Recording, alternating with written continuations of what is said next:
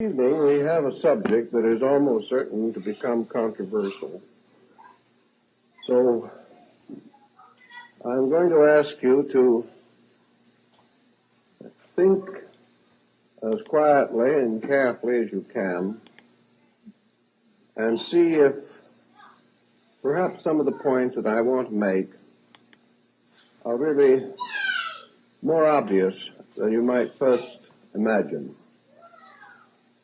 You must give a certain background to this discussion because actually most of our concepts of demonism, All right, ladies and gentlemen, what's going on? So this is technically part 2, but it's not the part 2 that I've been trying to grow in anticipation for, not to get people to tune in. I mean, I guess maybe to a certain extent, but I just want to emphasize that I'm going to put a lot of shit together from old views of demonism and bad and evil, and going to your local witch or guru or Native American reserve and getting a local remedy to superstitions, being able to get rid of certain things.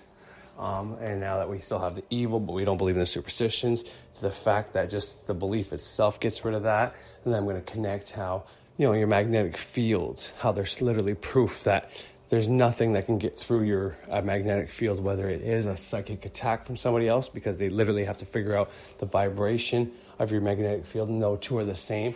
And I have papers, I have studies done from the 80s, earlier and later than that, proving also those things. And the only things that can get through is what you allow through.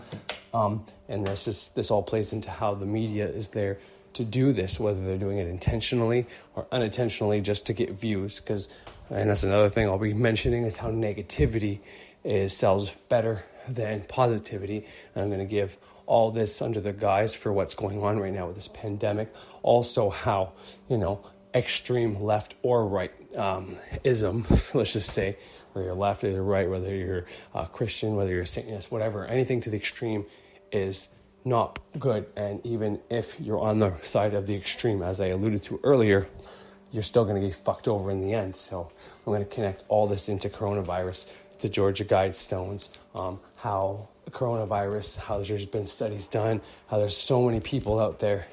I'm going to play stuff that tell you that people give references to other people. And if I can find the links to those other people, which I also have those clips, but I might save that for my final episode from the actual doctors. Now you're going to hear from some people on here that are quote unquote experts, but most of the experts, the fields that are saying stuff, there's a few doctors that have gone on record to say specific things about this, how it's crazy.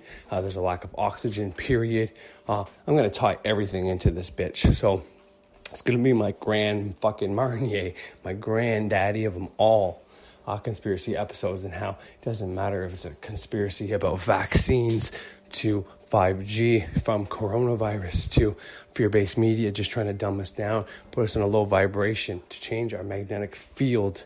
All of this is fucking you over if you believe in any of it, and how the best way to protect against it and to try to stop future incidences like this happening is by taking up magic, or at least not necessarily even magic or doing a ceremonial magic curriculum or taking up a witch's course, but literally just taking on, reject, banish, deny, possibly learning maybe some visualizations, and definitely doing meditation. But most importantly, guarding the gates of your mind is the biggest way to protect against that. But even if you don't want to do those things, I can give you proof on how you don't have to worry about coronavirus unless you invite it in like a fucking vampire. Okay, also I'm going to give more adequate proof to the thing I was saying about the vampires in Twilight, how the young blood ones are so powerful, but they can't control it, and how that's like new occultists, even truthers, because truthers can have their Earth Star chakra opening up without doing anything spiritual, without even meditating. As long as they get that fear base under and they break down programming and they create their own new programming, whether that programming is going to suit them or not, that's the first step. Generally, that leads into spirituality or a Ken type of spirituality, and maybe they go to a dark one, maybe they go to a Christian one, but eventually they're going to break free from that. Some might take years, some might take days, some might take months, some might take minutes. It all depends on the practitioner. Point is, I'm going to show proof and talk about how to do all that in the next episode, which I'm like almost done, basically. And if I can get it on tonight, I will.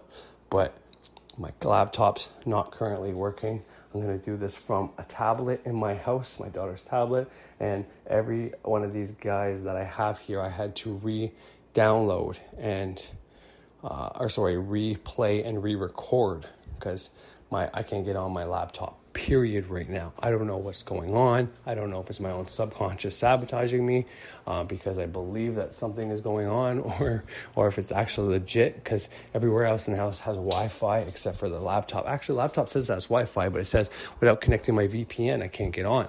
I connect my VPN, and then it gives me a different error message. I follow all the ways, and then I hook it up right to the fucking Ethernet cable, and I still can't do it. And then I connect it to my Wi-Fi on my phone, and I still can't do it. So I don't know. You can be the judge of that. I'm not even going to get into that. I think it's flattering if it is an attack, Aaron, or if it's just my subconscious mind doing it to myself, manifesting my reality. Well, so fucking be it. I'll learn a lesson from it. But either way, these are the guys I wanted you to hear. If you don't want to hear this, that's fine. Wait till I put up the links and watch these guys individually. But, and it's not a ton of information. It won't even take up the whole 3 hours. It'll probably be about an hour and a half of info. And if I have something to say at the end that doesn't spoil or fuck up any of my other information for the next episode, then it will. Now, if I don't make another episode tonight, I'll either write it in this description of this video and in the first video, or put a video out on YouTube, or comment in one of these episodes. Either way, I'll state it if I can't put it on tonight for whatever reason. But because there's a lot of information for that episode and things I already had pre-recorded that are also gone on my laptop. And if I can recover them, if I can at least turn on the laptop and keep the Wi-Fi off and just play them and record them like that, like I've already done. But you gotta understand, an hour and a half of content, I just had to go through re-recording, and then I have another probably about an hour, and then probably another half an hour. So it's a lot of time, and then it takes away from the time to actually making and then uploading and doing all that. Point is, it's going to be a good episode, the next one after this, but this is like an information gathering episode to help you connect some dots yourself. And, after hearing my side of you, you might actually get some of these ideas yourself, and then me telling you them will reinforce that in your mind, and that'll help protect you against it. The more you listen to stuff that tells you coronavirus, it can affect you if you believe it can affect you, but if you don't believe it can affect you, and your heart is protecting against that as long as you stay in a certain vibration. I know that sounds airy-fairy, but I'll give you the science behind it to prove it, okay? And it doesn't mean just because you get mad or in a fear vibration once in a while that you can be affected long periods of time in that, maybe, but not all the time. Anyways, so without further ado, here we go.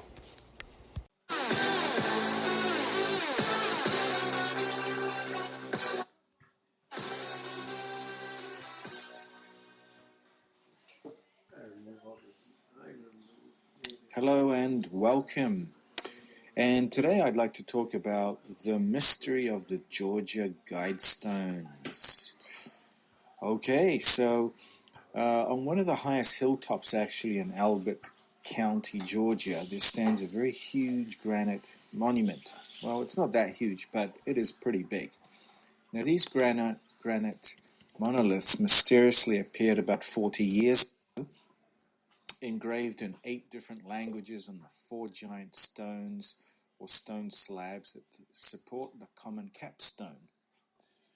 And these are 10 guides, or we could call them commandments, because they seem to be etched in these 8 different languages. Now the monument is also known as the Georgia Guidestones, or the American Stonehenge, just because of its shape and its mysterious alignment.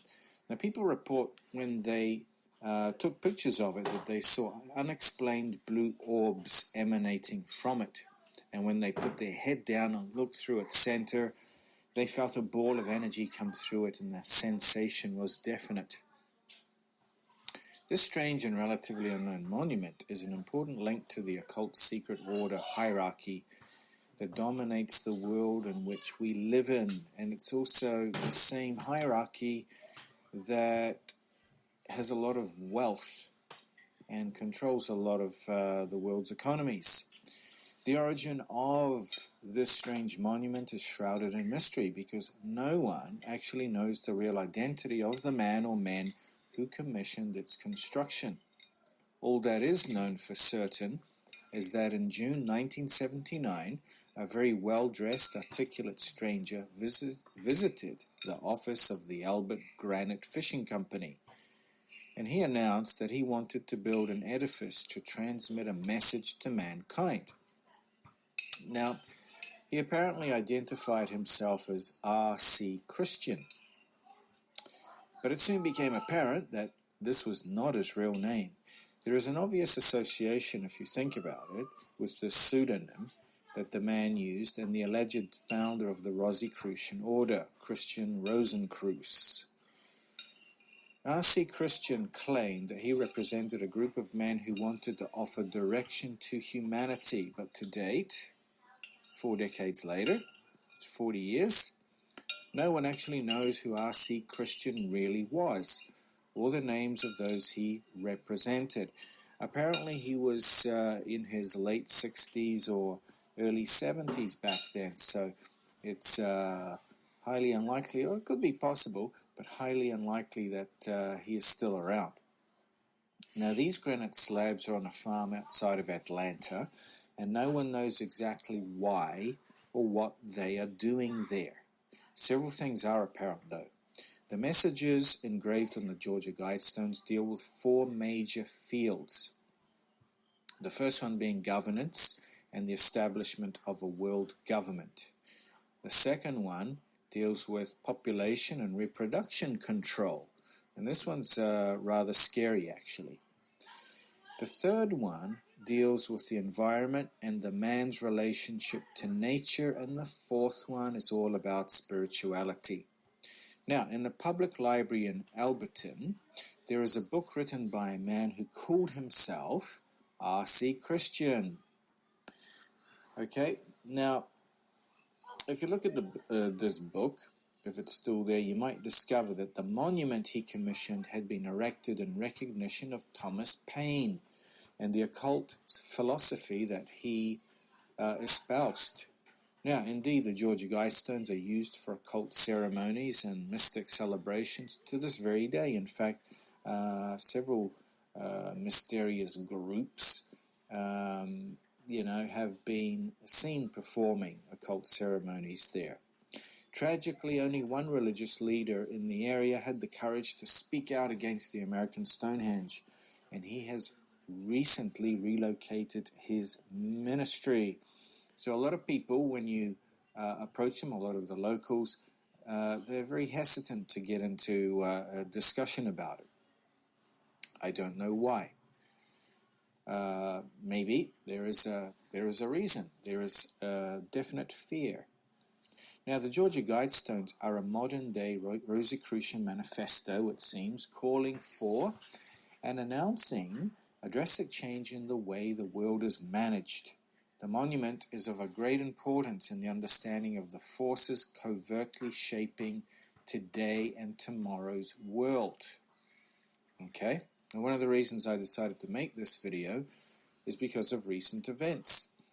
Okay? Recent events. This pandemic. Before that, we had terrorism in the form of ISIL in the Middle East. And then before that, we had 9/11 and the invasion of the Middle East, etc., etc., etc. And a lot of things have been changing because of these false flag events. Civil liberties have been taken away. New policies have been implemented. There's a definite agenda there. And a clue to all this could be found in these stones.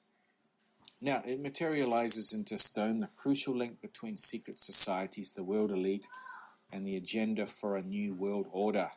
The push for a world government, population control, and environmentalism That's a clue to that young lady, I won't mention her name, from Northern Europe that is controlled by these groups apparently. Anyway, these are issues that are today discussed on a daily basis in current events.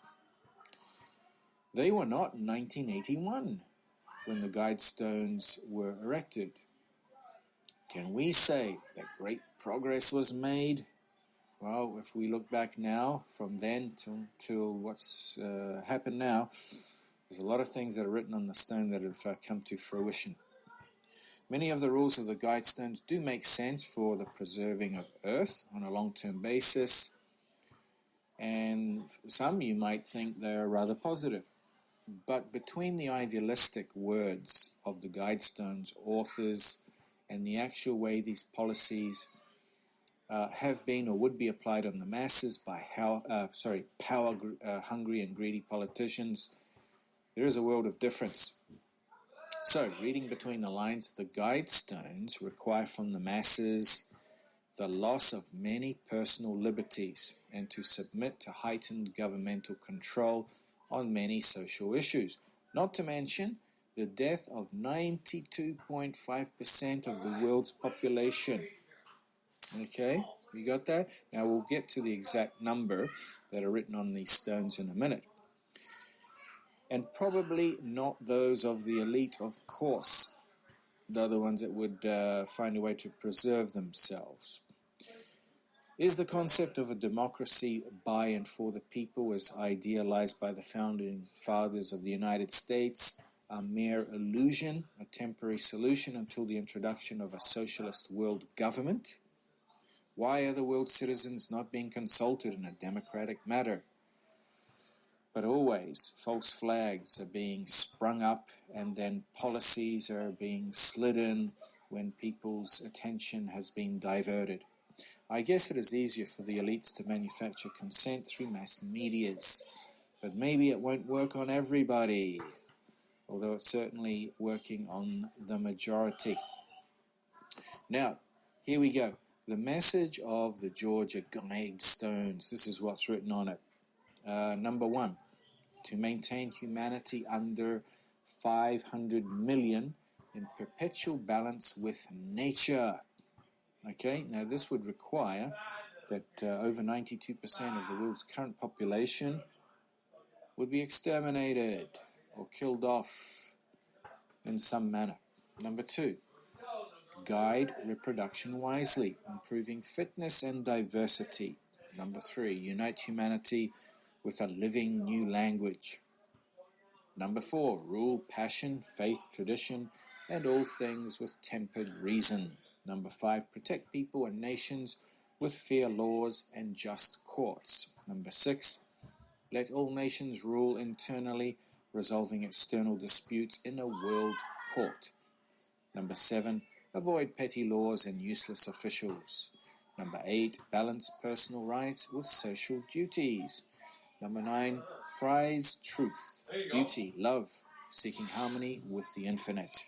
And number 10, be not a cancer on the earth, leave room for nature, leave room for nature. Now this is what is written in 8 different languages. Now if we read this over and over, some of these suggestions are pretty good, except when you examine it, it could be interpreted and put into effect just to benefit the few, the apex of society, and everybody else would be enslaved.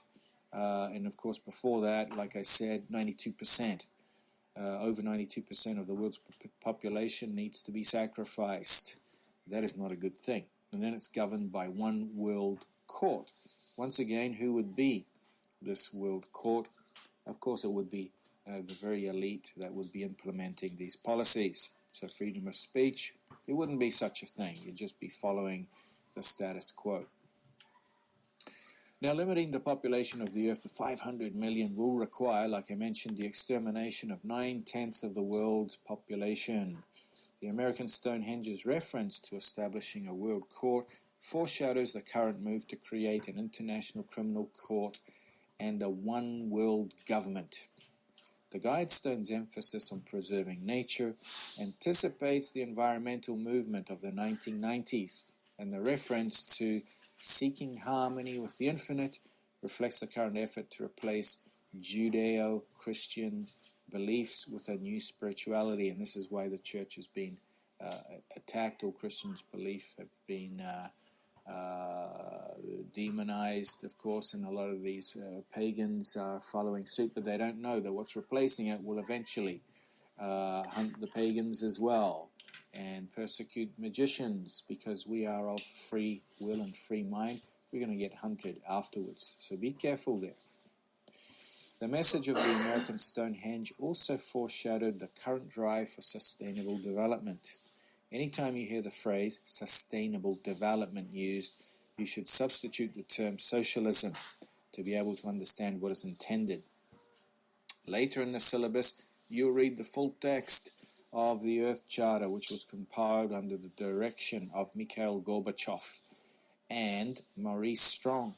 Now, in this document, when you get your hands on it, you'll find an emphasis on the same basic issues: control of reproduction, world governance, the importance of nature and the environment, and a new spirituality. The similarity between the ideas engraved on the Georgia Guidestones and those espoused in the Earth Charter reflect the common origins of both.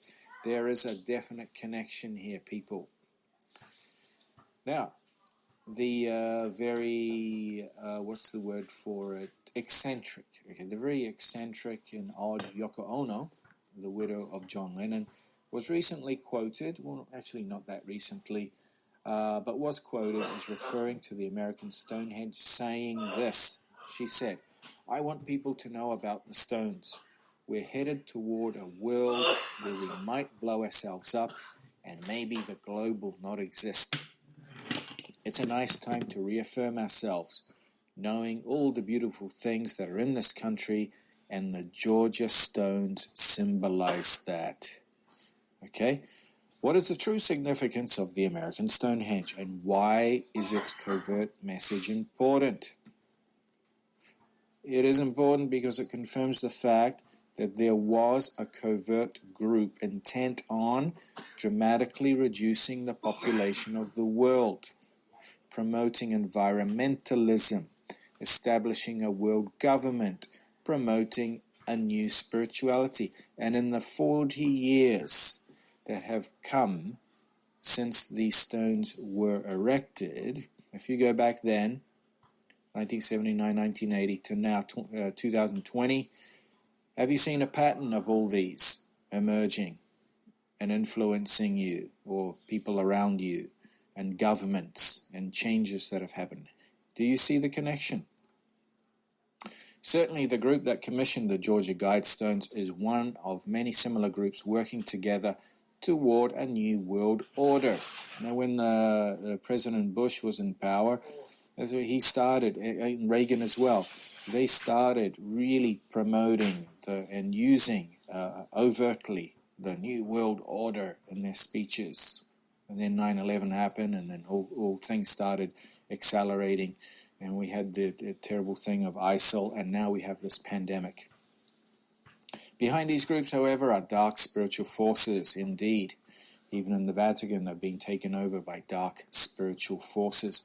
Without understanding the nature of those dark forces, it is impossible to understand the unfolding of world events. The fact that most Americans, now I'm talking to most Americans because my channel is made up mainly of 45% actually of good American subscribers. So anyway, the fact that most Americans have never heard of the Georgia Guidestones, and it's in your own country, your own land, or their message to humanity, reflects the degree of control that exists today over what the American people think. We ignore that message at our peril as the world, because the American government is actually in control, and we are reliant on how the American public reacts when they choose their government and allow certain things to take place, because then it transcends all other nations sooner or later. That's fucked up. The Age of Reason, actually, this is a book that was written by this Thomas Paine, is intent to destroy the Judeo-Christian beliefs upon which many societies, the Western society, is founded upon. And this is just the beginning, because once that goes, and then the Islamic puppet is put in power, then pagan societies, people of differing spiritual and magical paths, will also be hunted and persecuted. The hole that you see in the stone, if you look through it, and is put in power. I want to hear that then again. Pagan societies, people of differing spiritual and magical paths, will also be hunted and persecuted.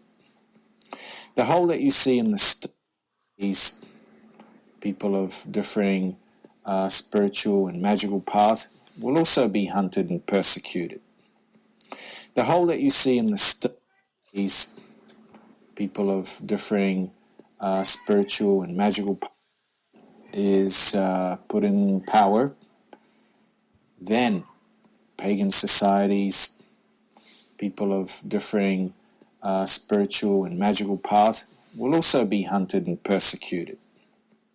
The hole that you see in the stone, if you look through it, and as was mentioned in the earlier part of this video, was drilled in the center stone in order that the North Star could be visualized through it at any moment. And this is what was referred to when people were saying they put their head down and look through it and they feel this energy. This is the hole we're talking about. Now, this was actually one of several requirements stipulated by R.C. Christian for the building of the American Stonehenge, and it reflects his obsession with the alignment of the stars, the sun, and the moon. Occultists often worship the alignment and movement of heavenly bodies as part of their religious ceremonies, and we certainly do that, and so do these one-percenters.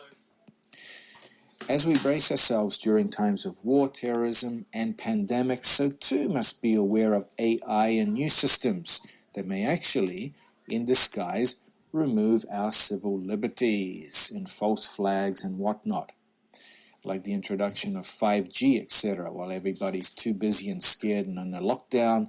New policies that are controversial are just being slid into law. Perhaps the society of the 1% elite that control the world's economy and industrial might are actually behind the granite monoliths. Or perhaps they serve as a reminder of what is secretly being unveiled as the coming of times. Therefore, spiritual and magical training and your participation in it and adherence and fervent passion to develop yourself spiritually and magically is one way you can prevent yourself from becoming blinded and bound by the very few who seem to have an agenda for humanity and you. And it's these agenda-bound 1% elitists, let's call them that, that would be the only ones who would benefit the most from implementing the above. And there we have it, the mystery of the Georgia Stonehenge, or the guide stones, revealed. I want you to do your own research. If you're in the area, go and have a look. If you're in Georgia, near Atlanta, take a look for yourself. Okay? All right, well, that's all from me for today. If you haven't subscribed, please subscribe. I'd be very happy to have you as a subscriber and participate by commenting. Also, click the bell so you will be one of the first to actually receive the updates and new uploads, okay? All right, so thank you for your time. Have a great week ahead, and I look forward to revealing and talking with you more soon. Cheers.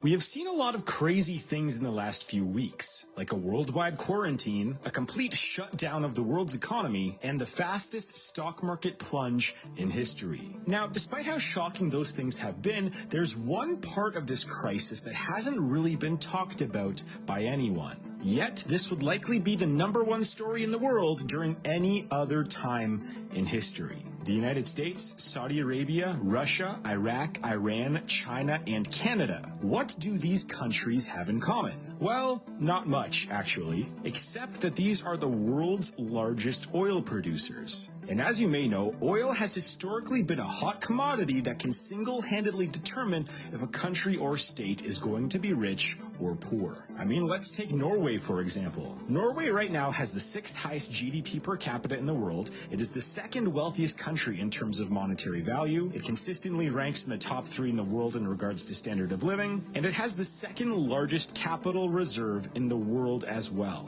So it is quite easy to say that Norway is very rich. But it wasn't always like this. You see, in the 1950s, Norway was largely a fishing and agricultural nation and wasn't anywhere near as wealthy as it is today. But then, in the late 1960s, Norway struck oil in the North Sea. And as it turns out, they ended up discovering one of the largest oil reserves in the world and soon began extracting it through a state-run company called Statoil. The purpose of this company was to sell the oil to other countries and then use those profits to invest back into Norway, its citizens, and a state wealth fund. So over the course of the next several decades after the oil discovery, Norway would surpass the likes of Canada, Germany, and even the United States in terms of average wealth of its citizens. And this example of how oil can rapidly increase the wealth of a country can be applied to virtually every other country that discovers vast quantities of oil within its borders. However, there is a difference between how countries handle their newfound oil winnings. Norway is probably the best example of how oil can provide both short-term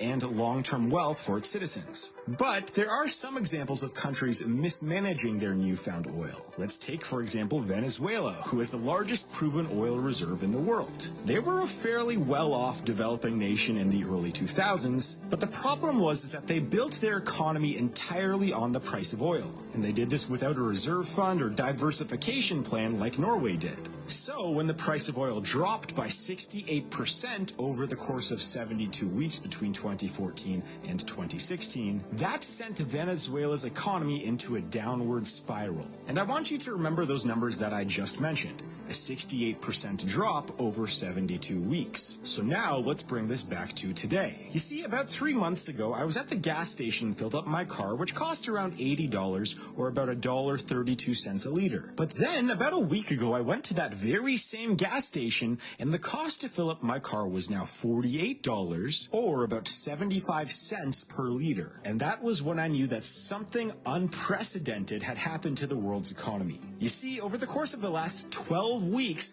the price of oil has dropped by 68%. That is the same price drop that caused Venezuela's economy to enter a crisis, but the difference is that this time it only took 12 weeks, meanwhile the previous drop took 72 weeks. This means that we are living through arguably the sharpest decline of an energy commodity in the world's history. Yet because of the current news cycle, it's not being brought up with the frequency that I think it should be. So how did this drop happen? Well, it was a two-pronged attack. The first of which was that the demand for oil began to dry up when the worldwide lockdowns started happening. Think about this. Roughly 2/3 of all oil that is extracted from the ground goes into transportation vehicles such as cars, boats, trucks, and planes. But now there has been over a 90% reduction in overall travel since the outbreak, meaning that people aren't filling up their cars at the gas station as much, and the same applies to boats, trucks, and planes. And as we all know from basic economics, as soon as the demand for a product drops off a cliff, then a rapid price decline will likely follow. And after there's a price decline, it becomes much more difficult to turn a profit for those existing companies, so those companies will begin to go through a tough economic time and potentially even face bankruptcy.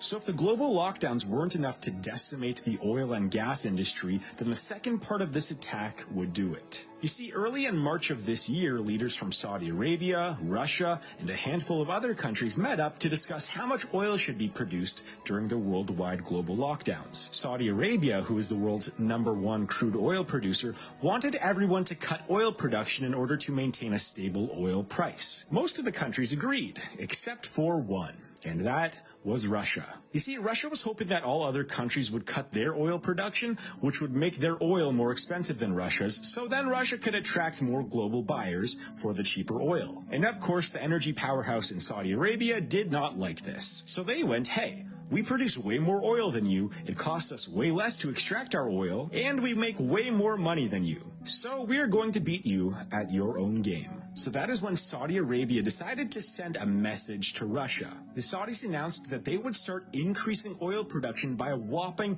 30% in one day in hopes of undercutting Russia and thereby taking a stranglehold on the global oil market. And if that wasn't enough, they also announced that they would cut oil prices to preferred customers and keep increasing oil production throughout the year. And that is how the oil market collapsed within the span of a few months. It is quite rare that you see an attack on an entire industry from both the supply side and the demand side. So this might be the perfect storm for a few unfortunate places on Earth. Because even though oil-rich countries might be able to handle a dramatic decrease in the price of oil, many towns, states, and provinces within those countries where oil production occurs, they will not be able to handle this decrease in the price of oil. This is because countries tend to have more diversified economies than smaller local populations like towns, cities, or even states. In fact, there are many towns, cities, states, and provinces out there where a giant chunk of their economy comes directly from the oil industry. Let's take, for example, Alberta, Canada. It's an absolutely beautiful province filled with mountains, parks, lakes, and forests. The GDP of Alberta is roughly $338 billion,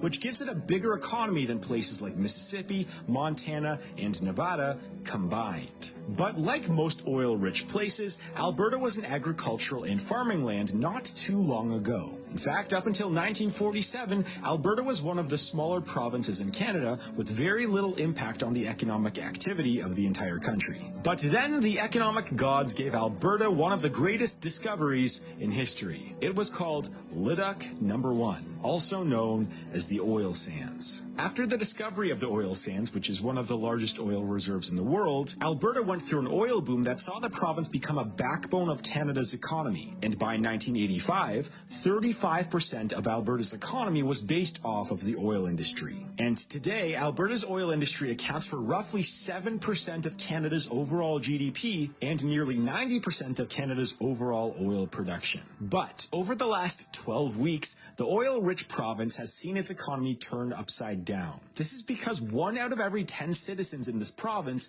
works in the oil and gas industry. And because of the dramatic drop in the price of oil, many of the province's biggest employers are now facing bankruptcy. For the province, this drop could cause hundreds of thousands of people to lose their jobs and cause a decrease of billions of dollars in the province's GDP. And keep in mind that everyone in Alberta and all other affected oil-rich places are going through all of the tough economic times that the rest of the world is, plus they have an oil crisis on top of everything. Now, typically what oil towns see when there's a significant drop in oil prices is a modest decrease in population size, usually between 2 and 10%, a spike in individual bankruptcies by about 35%, and a moderate increase in homelessness, unemployment, and crime. So, when you combine those factors, along with the global economic collapse and the stock market crash, we might see the creation of ghost cities at a rate that we have never seen before. You see, ghost cities are created typically when there's a rush or a boom of a resource in a city. This can be anything like silver, gold, coal, or even oil. And over the course of several decades, that city becomes very dependent on that resource. So, if the resource runs out or if the resource loses value, then people begin to migrate out of that city just as fast as they migrated in. And it looks like this is what we should expect, unfortunately, in some cities disease in the world right now. And if this situation wasn't dire enough, already this year, 208 North American oil producers have already filed for bankruptcy, and many others were hanging on by a thread before this crisis. And as of this week, many of the larger oil companies have cut billions of dollars worth of projects and labor in order to hopefully prevent bankruptcy. So even though the situation sounds bleak right now, there are a few things that could make the situation have a little bit more of a positive spin on it. For example, right now, gas prices are substantially cheaper, meaning that consumers that are struggling to get by will be able to save a substantial amount of money when filling up at the pump. Another is that this might be another step towards the world using more efficient sources of energy like nuclear, hydro, or maybe solar. But at the end of the day, the oil and gas industry is going to hurt. In fact, the Premier of Alberta, Jason Kenney, might have said it best. Alberta's energy sector supports more than 500,000 jobs across Canada, and this is the most significant and disruptive economic downturn in generations. It will get worse before it gets better. So what do you think of the oil industry and its downturn? Has it impacted your life at all? Let me know in the comments down below. And if you enjoyed this video, please subscribe and leave a like. I'm making a couple of these kinds of videos every week. And make sure to check out the documentaries playlist on my channel, where I have a ton of other videos similar to this in that playlist. So make sure to click on that, and I will see you guys, well, I guess in a few seconds.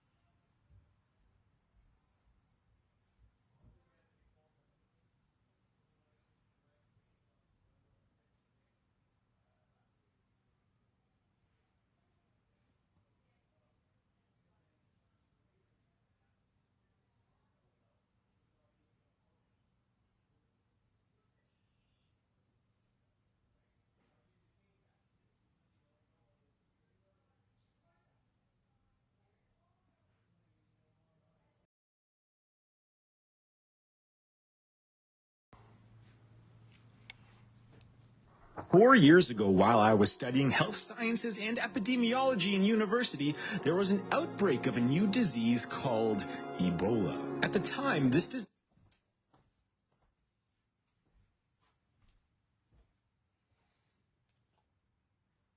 was all over the news and social media with a ton of coverage about how Ebola could become a global pandemic that you should worry about. And as this was happening, well, I was in school and had to choose one disease to do my year-end epidemiological study on. And of course, I chose Ebola. Soon after, I made a video called The Story of Ebola that went along with the research that I did. And that video ended up getting me 100% grade on my project and has amassed 1.5 million views on YouTube. You see, that video largely talked about how Ebola was a fairly serious disease if you contracted it, but the odds of you contracting it were so small that the vast majority of the population was more likely to die of a hippo attack during the outbreak than Ebola. But at the time, the media didn't talk about the danger of hippos, did they? They really kept their focus on Ebola. Although I guess here in Canada we have house hippos, so you know that's a thing. Regardless, it seems that every few years there's a new disease outbreak that the media latches onto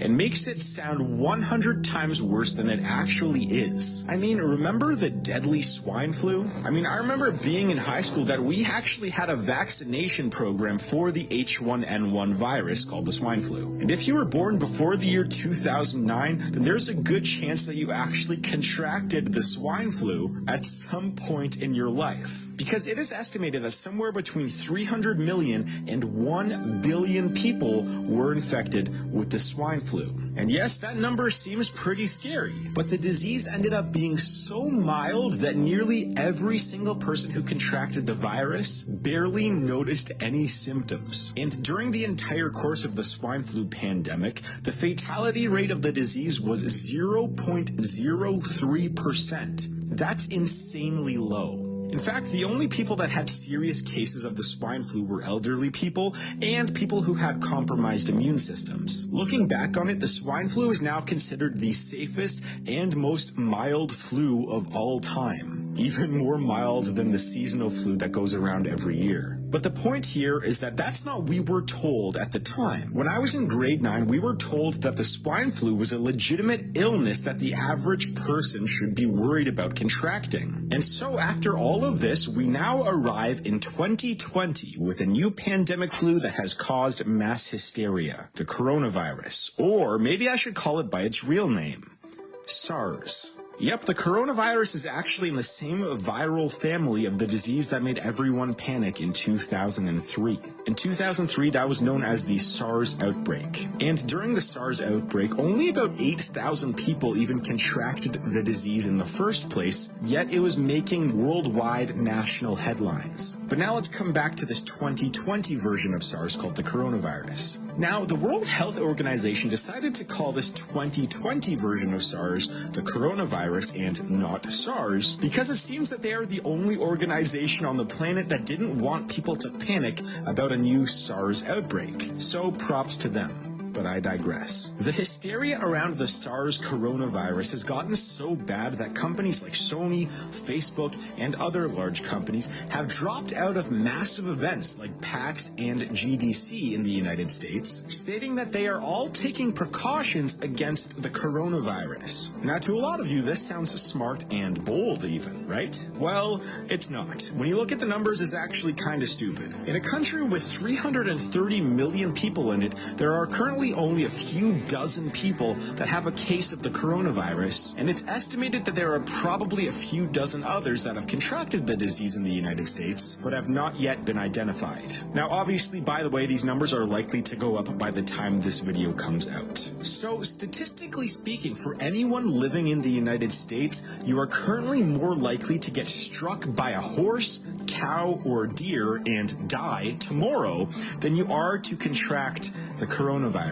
Now again, those odds will likely change by the time this video comes out, but the point I'm trying to make here is that companies are talking about the coronavirus as if it's super likely that they will contract the virus and spread the disease, yet you don't see them talk about the more likely scenario of one of their employees getting mauled to death by a pony. And even if someone were to contract the disease somehow, if you're between the ages of 10 and 50, you currently have a 99.8% chance of surviving the coronavirus and will really only die if you contracted the virus while having a compromised immune system. So throwing all of this together, the average American currently has a 0.0000004% chance of contracting the disease tomorrow and a 0.0000008% chance of dying from the disease tomorrow. Now this means that you're statistically 1,704 times more likely to die tomorrow from falling out of bed than you are from dying of the coronavirus. So hopefully you understand what I've been trying to say for the first part of this video.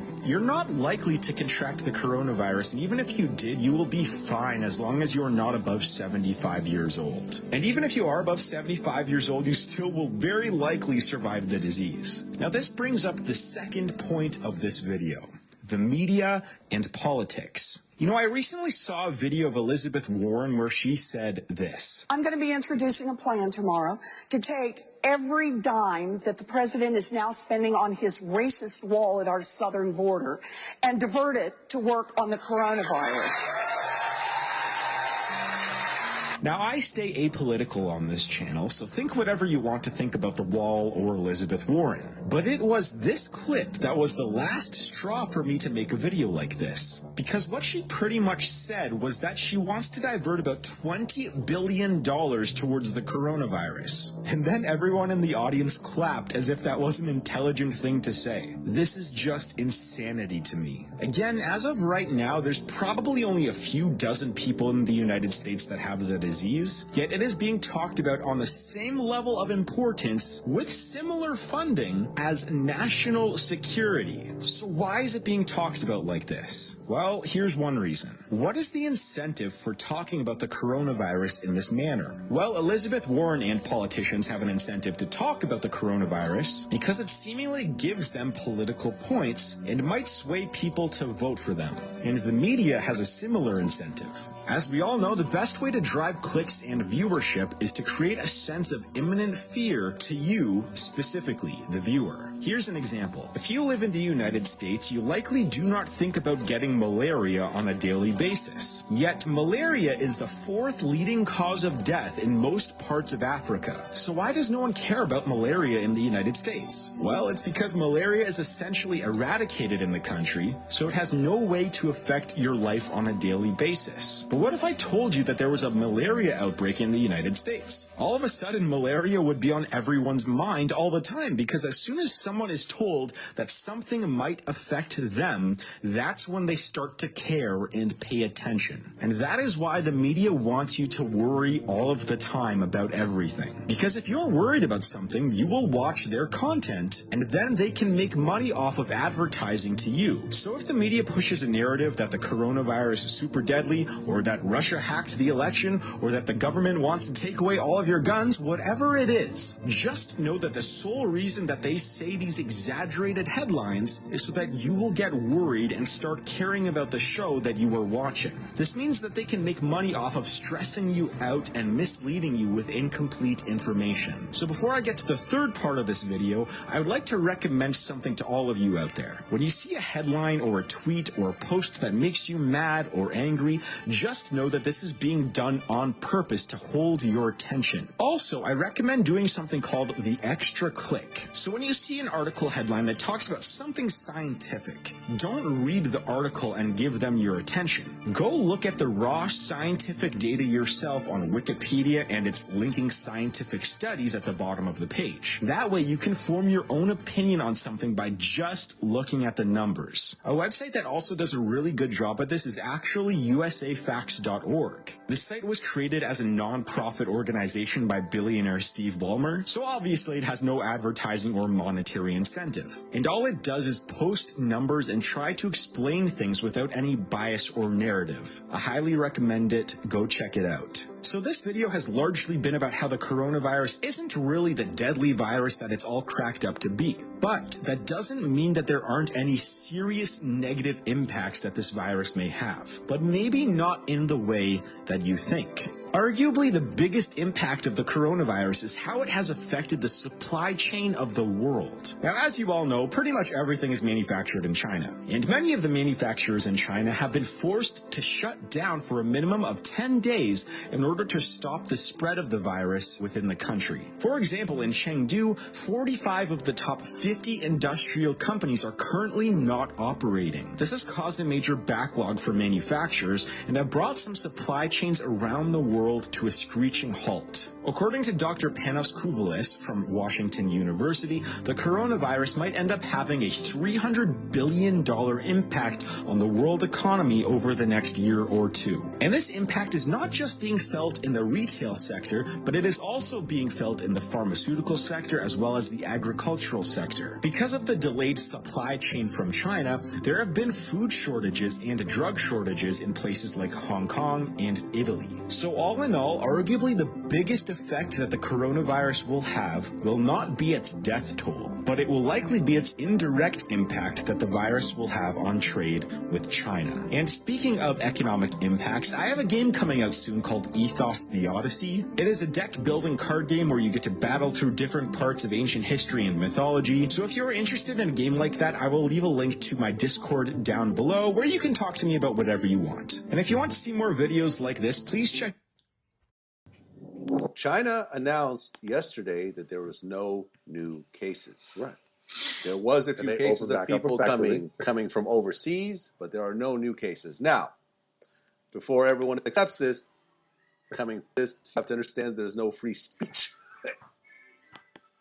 Now, before everyone accepts this, you have to understand there's no free speech in China. There's no free press in China. So that's the equivalent to me of Trump making an announcement. Before they go any further, this was on April 1st when this was sent out. I'm sure the interview was before that, but this is when this was published. And I love what John Seeley says here. This should be great for anybody who likes truth. especially too. Anyways, like I said, not something I normally watch. I probably shouldn't have watched as much of it, but it is what it is, and this might be just to cause fear and just to, because this is already like known knowledge. But I think it's just cool when you see stars say it. In the same sense, I think that's the point too, to get a celebrity to endorse more conspiracy, just to keep everybody, distracted. But anyways, still, I don't know. Anyways. Without anyone questioning it. There's no free speech in America.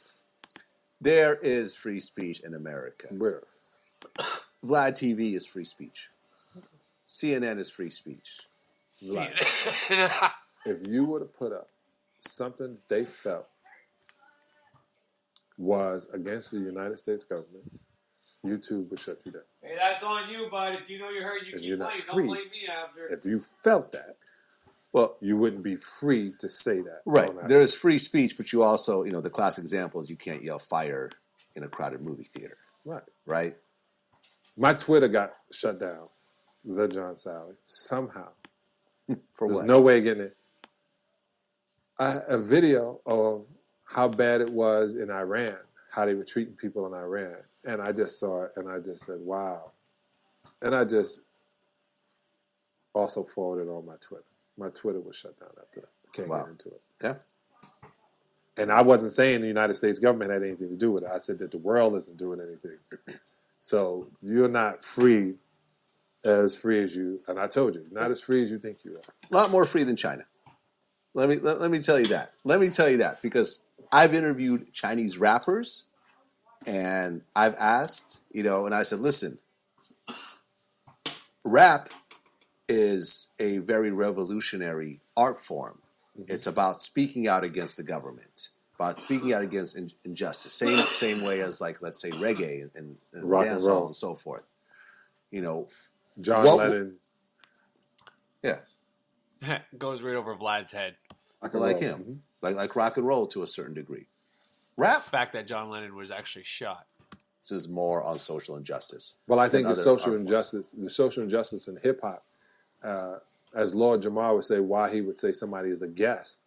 The reason is because it comes out of the black experience. Right.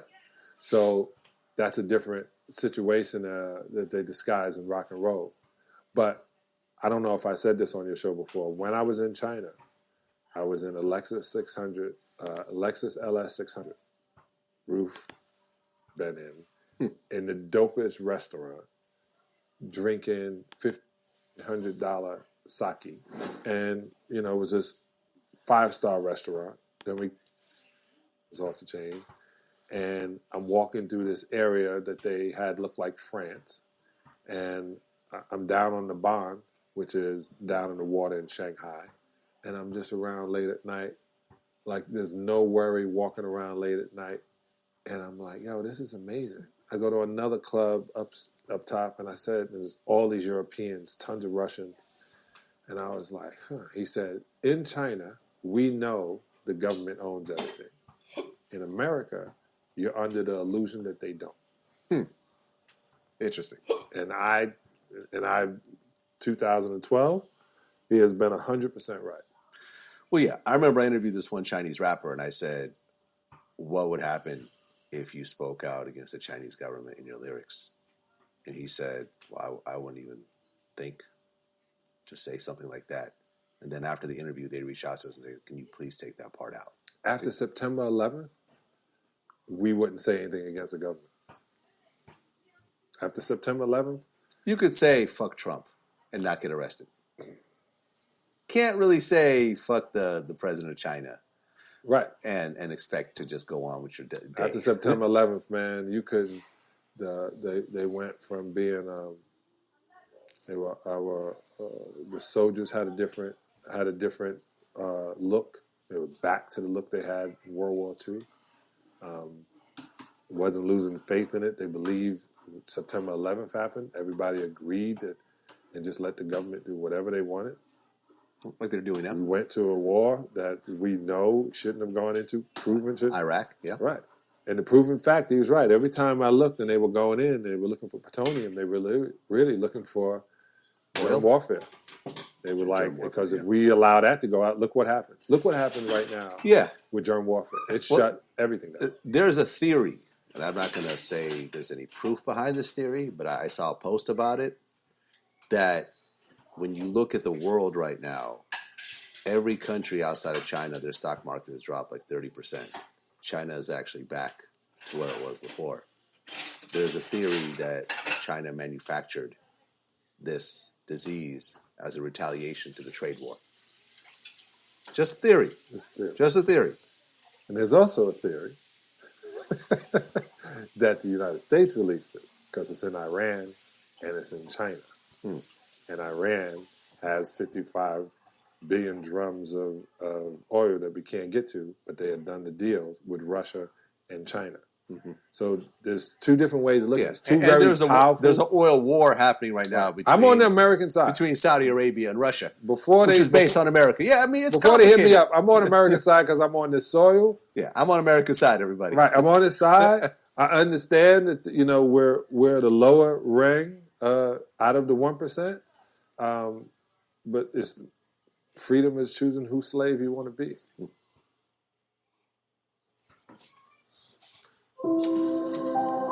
To Walmart, it's far from business as usual.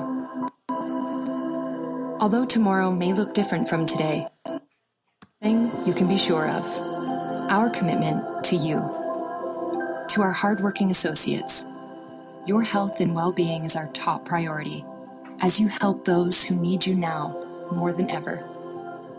To our customers, taking it one day at a time, we will always keep our prices low and work hard to keep shelves stocked with everything you need. To our community. I had an idea. So this idea was this. I was going to get all these people to put up, every person come in with $1,000. And we get a pool and we invest. We have a decision and we invest into this thing, and what the pool is doing, you'll see it grow. They told me it was a Ponzi scheme. That I can't gather people to put money into a fund. Yeah, it gets dicey. Yeah, I don't understand. It gets very dicey. You got to go through a lot of regulations and to make sure that it's not a Ponzi scheme, essentially, because there's been so many of them. Such a great There's been idea. so many of them. Yeah. Well, they're supposed to potentially have stimulus checks for everybody. It'll be $1,200 per person and $2,400 for married couples, with an additional $500 per child. If you make less than $75,000. That's what it is, yeah. But then there's going to be a minimum of everyone's going to get a minimum of $600, which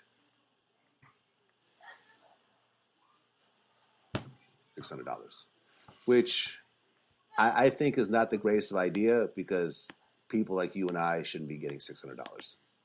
I think one of my growers is going to be like, what, you want an ounce? Right, exactly. People like you and I who make over a certain amount should just be excluded from this altogether, and they should take that money and give it to people who actually need it, where $600 could keep them going for another month. Yeah. For us, it's an amount of money that makes absolutely no difference in our lives. 2 ounces a week. Yeah. So, which is a great exchange. The government should just say, we're going to give you 2 ounces of Deuces 22. I will supply it, and no one is going to complain except when they run out. Exactly. Oh, I don't know what this is going to do for the economy. $1,200 per person, $500 per child. I'm sure it's nice. I don't know how. It's called socialism. Yeah, pretty much. Because it's not going to stimulate the economy very much. It's called socialism. It'll get people, they want to see if we are okay with dealing with socialism. Yeah. This is a socialistic act. Yeah. The government doing that is what they do in China. Just thought I'd mention. Or Soviet Union, where I grew up in. Yeah. Where I lived until I was 5 years old. Not grew up in, but I was 5 when I left. I came from a communist country. I am fully aware of what happens when you have a communist country. The side effect of it. It sounds great in theory, But I remember very But clearly. Russia was kicking it for a while. For like 10 years, they were on the roll. Longer than that. For 10 years, that was the spot to be in. It was more expensive to buy Louis Vuitton in Moscow than it was in Italy. So, I mean, it was, that's when the money came in. The owner of the Nets, Yeah. he ran for president. Oh, he? He ran for president against Putin knowing he was going to lose. But he's a billionaire that did that. Surprised he's still alive. To help his friend. He Bloomberg'd the situation. He Bloomberg'd the situation, yeah. I mean, let me tell you, there are, for everyone that thinks that these protests in Hong Kong are going to accomplish a lot and that China is going to turn democratic, there are more billionaires in the Chinese cabinet than essentially any other group on earth. Like, those people are not letting go of shit. No. They have multi-generational wealth to such an extreme that they do not care who is standing in their way. They are not going to let that situation crumble and it turn into free elections where they're all going to get voted out. It's not going to happen. So let's also talk about what's going on in Hong Kong. So in 1999, Hong Kong was the British rule and the British flag was taken down, and any control they had in Hong Kong was reverted back to mainland China. Right. Mainland China had already was building or was in the process of finishing what Shanghai known as the free market district. What they want in Hong Kong, one of the things they want is to continue to be ruled the way they were. The initial riots were because the people that were arrested in Hong Kong, they wanted to extradite them back into mainland China. Mm-hmm. And that was what all the anger was about. Right. And I think they ended up stopping that. Right. But still, there was still a lot of unrest. Right. They're changing. I remember I was blessed to speak to the Dalai Lama, and he was explaining what you spoke to the Dalai Lama? Yeah, I got. Oh, wow. Okay, I'm lightweight jealous right now. Yeah, I got an audience with the, okay, with Your Holiness. How was that? Dude, tell me what the Dalai Lama was like in person. Okay, so the Dalai Lama walks in. Well, first, they get you there. You did 2 days before you're going to get to what you're doing. And I think because they're watching, which is a good thing, watching and see whatever people who are invited to come in. So when you come in, you go to the first level, and there's people there, and they greet you, and they're looking at you, and they stare at you. And there's somebody constantly staring at you, like trying to find what's going on in your energy. They tell you, they have a conversation, and Holiness come in, please don't touch them, don't do any rash movements, da-da-da-da-da. You go to the second floor, and there's another 4 people staring at you. Wow. And they're like this, and they're watching everything you do. They're seeing it. They had already checked you for everything. And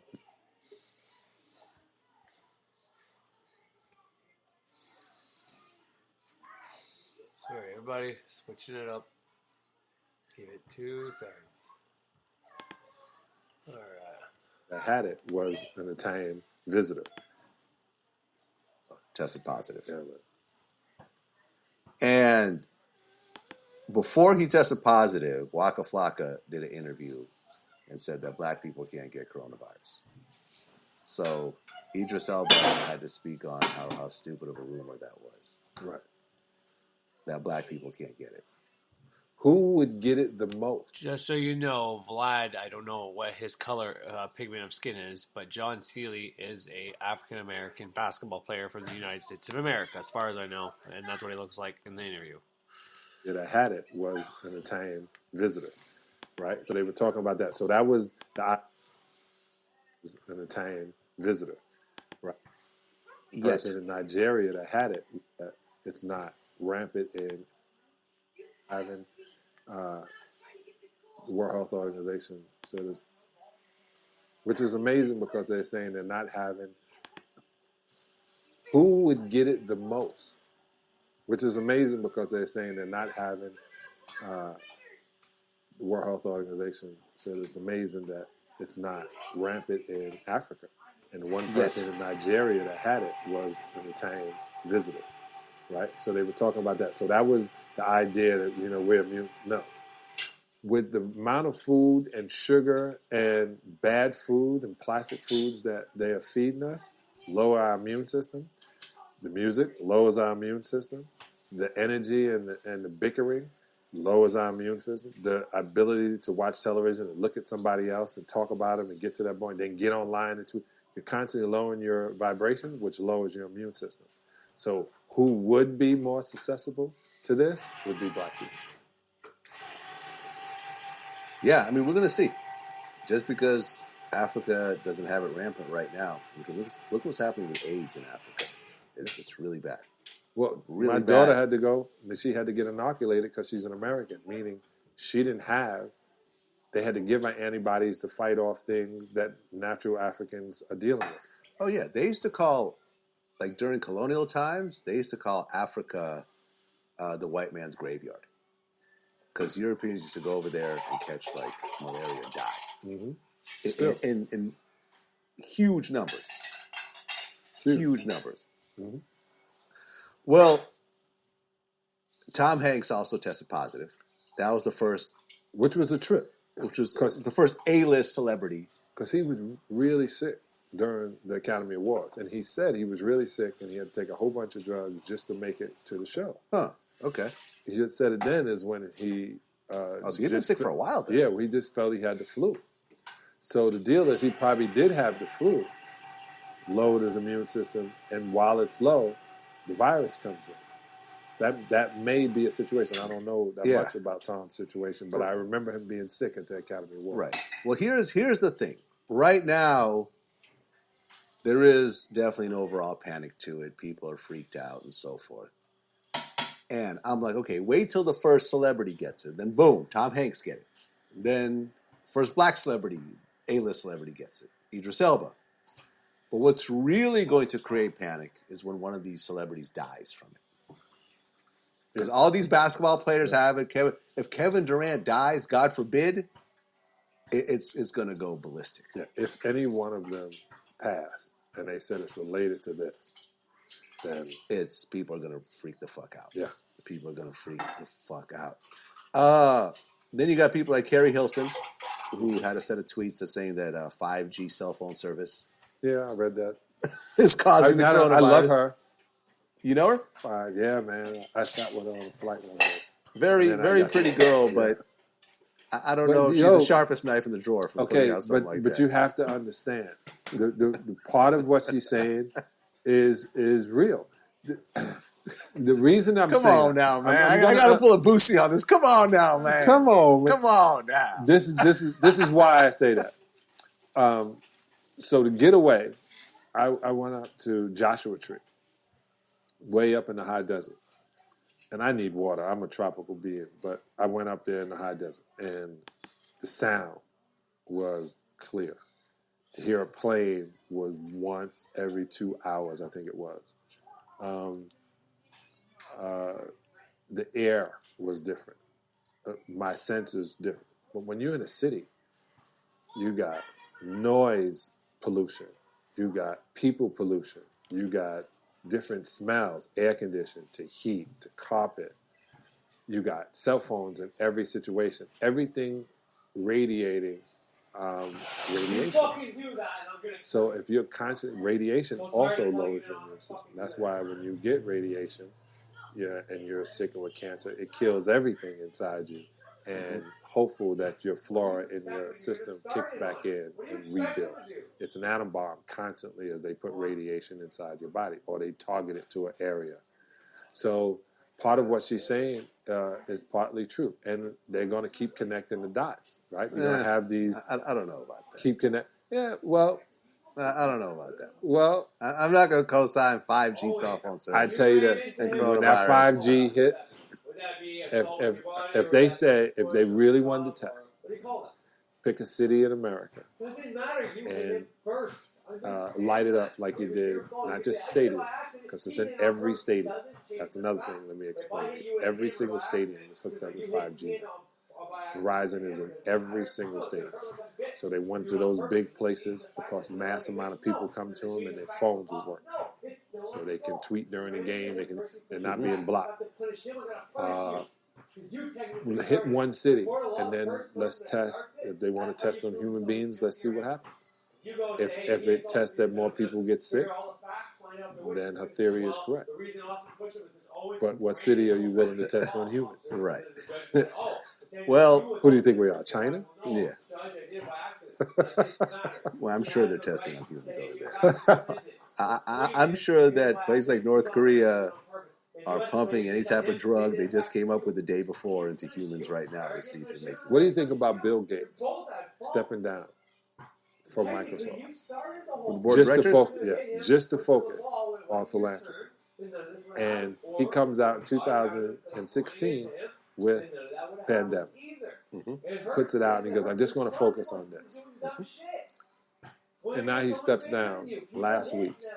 Yeah. Well, he had stepped down from the CEO a long time ago, but he just stepped down from the board of directors last week. Exactly. Why? I guess to focus on this?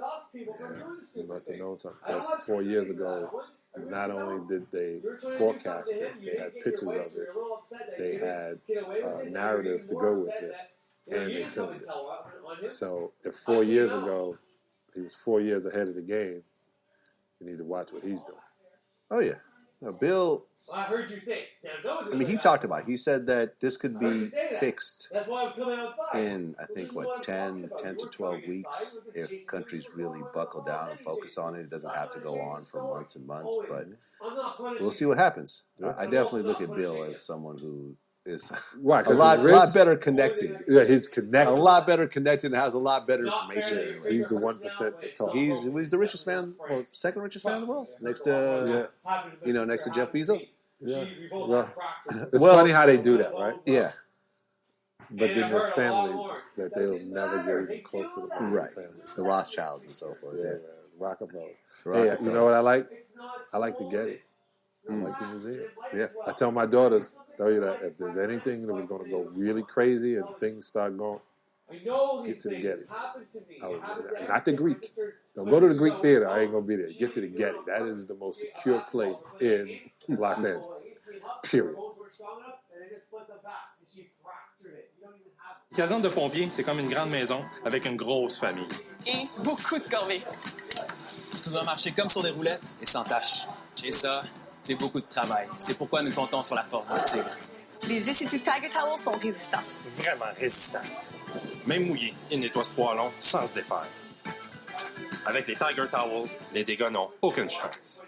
Royal Tiger Towel. Fort tigre. Papier hygiénique, mouchoir, essuie-tout. À chaque pièce, sa touche royale. Good job. One of the first places to get 5G deep divers, okay?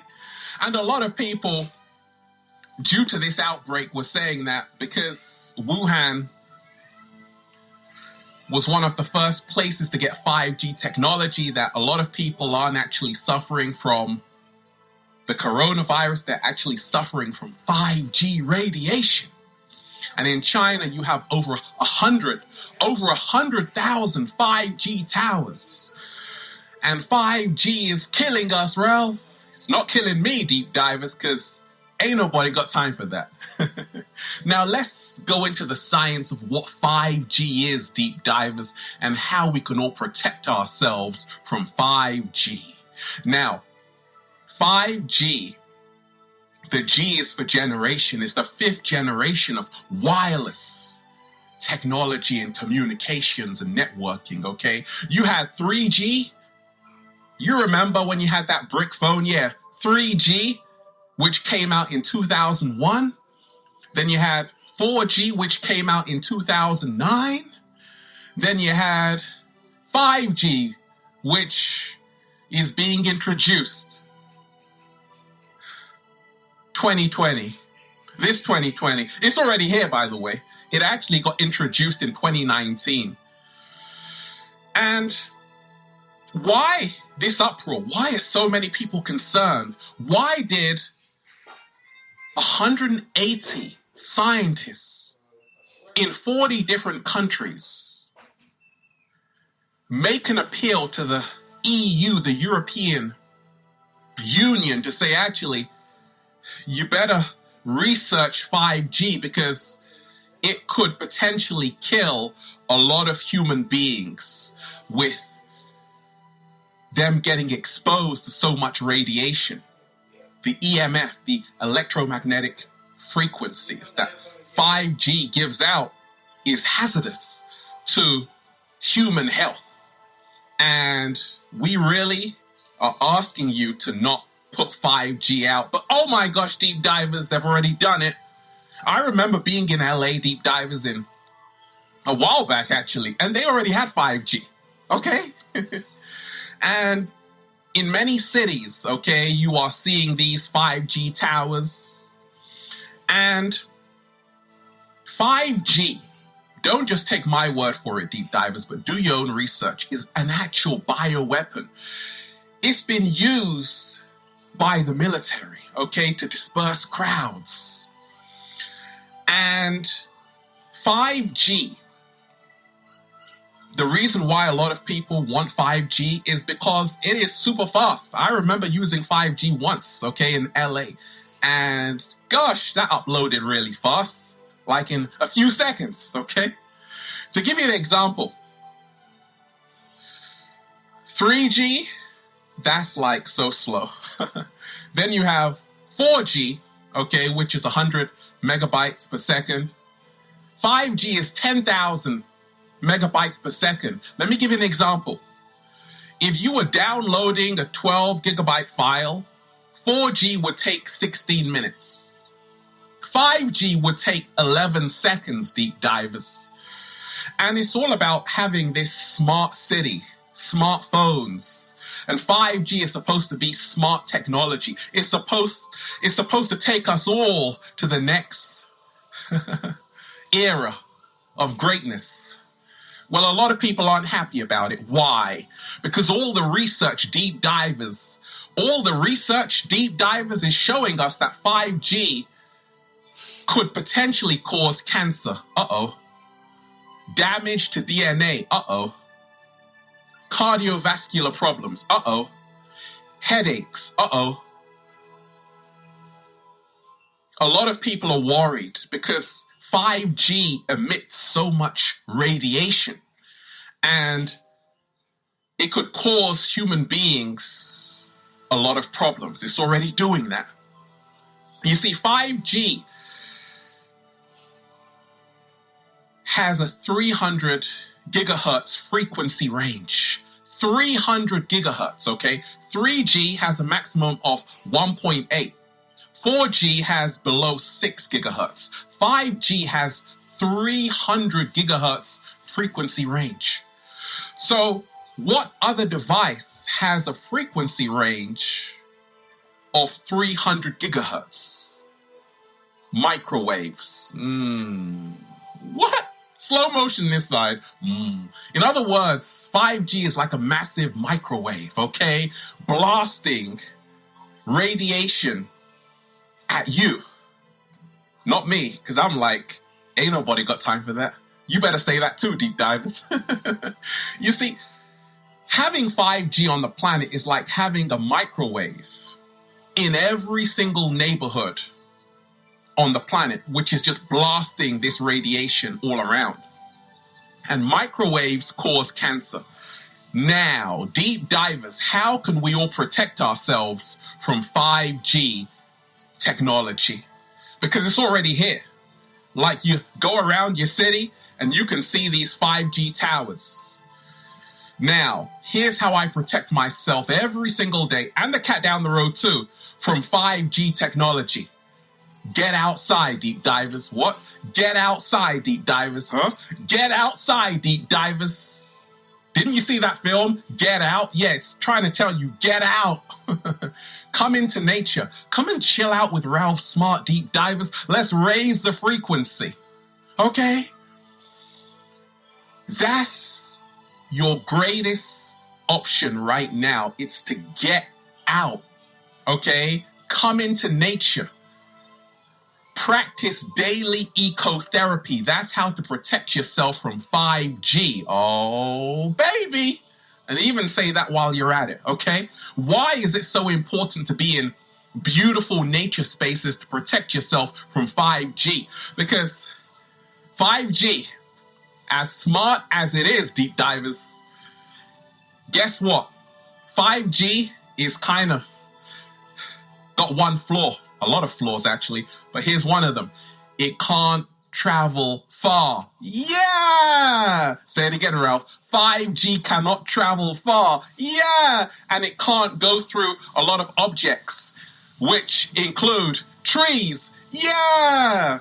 That's why in a lot of cities, even in the UK, they were cutting down a lot of trees so the 5G could travel, because it only travels very short distances. And that's why they need these towers in every single neighborhood. Now, when you are outside in the heart of nature, deep divers, doing a little samba, baby, you are protecting yourself from 5G, because the 5G waves are millimeter waves. Millimeter waves. Millimeter waves. They can't go through these trees, deep divers. These trees are your bodyguards from 5G, deep divers. What? Slow motion this side. So, ever gone outside into nature, deep divers, and you check your phone and there's no signal? You want that. You really do want that. That's how to protect yourself from 5G. Go to nature spaces where you can't even get a signal. I lived in Topanga, California for many, many years, okay? And you could never, ever get any mobile signal up there. You couldn't get any mobile signal up there, up in the hills. You couldn't do it. And that's how I knew nature was protecting me. Okay, even in this place, you can't even get like phone connection here. And that's why I'm protected from 5G, okay? Deep divers, there is no Wi-Fi signal around here, but I swear to you, you will find a better connection. What? Slow motion this side. Okay, so get outside as much as you can, deep divers. To protect yourself from 5G, limit your use of your mobile phone. I remember, deep divers, even being in school. Back in the day, deep divers, when I had the brick phone, okay, the Nokia, right? And I remember even like my friends saying that, hey, Ralph, don't put the phone close to your ear because mobile phones cause radiation. And I'm like, okay, where's the hands free at, okay? But I was always on the phone. And then I'm like, wait a minute. I don't feel good when I'm always on the phone, when I'm always talking on the phone. And like deep divers, I literally haven't held a phone near my ear for years. Yeah, that's how to protect yourself from 5G. Also, limit the use, deep divers, of the time you spend on your phone. A lot of people sleep with their phone. Their phone is like their little baby. Don't do it, deep divers. Okay? Because you are literally sleeping with radiation. And we don't need that. We don't need that. We don't need that. It's all energy, deep divers. It is all energy. And 5G produces a lot of radiation. And if you can limit the time you spend on your phone, on your laptop, on your computer, you are limiting the chance of these 5G waves coming into your body.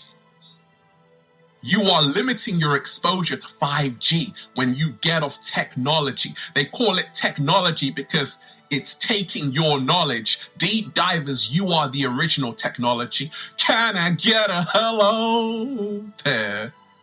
Not even the greatest supercomputers can do what you do in your sleep. Let me repeat that. Not even the greatest supercomputers, deep divers, can do what you do in your sleep. That's why they will never be as fast or as strong as you are. Shout out to Morpheus and the Matrix. Deep divers, how to protect yourself from 5G. You better get a crystal. You better get a crystal. Deep divers, where's your crystal, Ralph? You can't see it because of the camera lens. It's 85 millimeter, deep divers, okay? When I have the 25 millimeter, then you can see my beautiful pendant. My beautiful crystal deep divers. I've been wearing crystals for a long time. Like literally in most of my videos, you can see me wearing a crystal. Now, the reason why crystals will help your ass out to protect you from 5G is because crystals absorb harmful energy. Yeah! Okay, so make sure you get a crystal. Go to the crystal shop, deep divers, and please take the cat down the road with you. Crystals absorb all of that negative energy from the 5G, so you don't have to. Yeah! What are the best crystals to have to protect yourself from 5G? Quartz crystal. A quartz crystal is phenomenal. Get a quartz crystal and they look fantastic, okay? Also, organite, okay? Get a pyramid organite crystal. Ooh!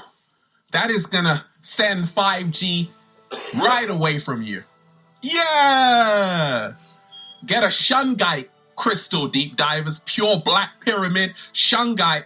Studies have been done which show how shungite literally is one of the best crystals you can have in stones to protect you from 5G radiation. And also you can put a crystal, a quartz crystal, a little bit of quartz at the back of your phone, which is going to protect you from that phone radiation. Yeah! Deep divers, to protect yourself from 5G. Can we just... Woo! Breathing in that good ass prana, baby. Now, check this out. 5G has also been known to deplete oxygen in your body. It's all binary. Deep divers, life is binary.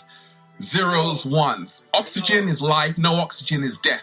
Now, is it a coincidence, deep divers, that this coronavirus actually affects the respiratory system? It affects your lungs, you can't breathe. And that's what 5G does? Oh my gosh, deep divers.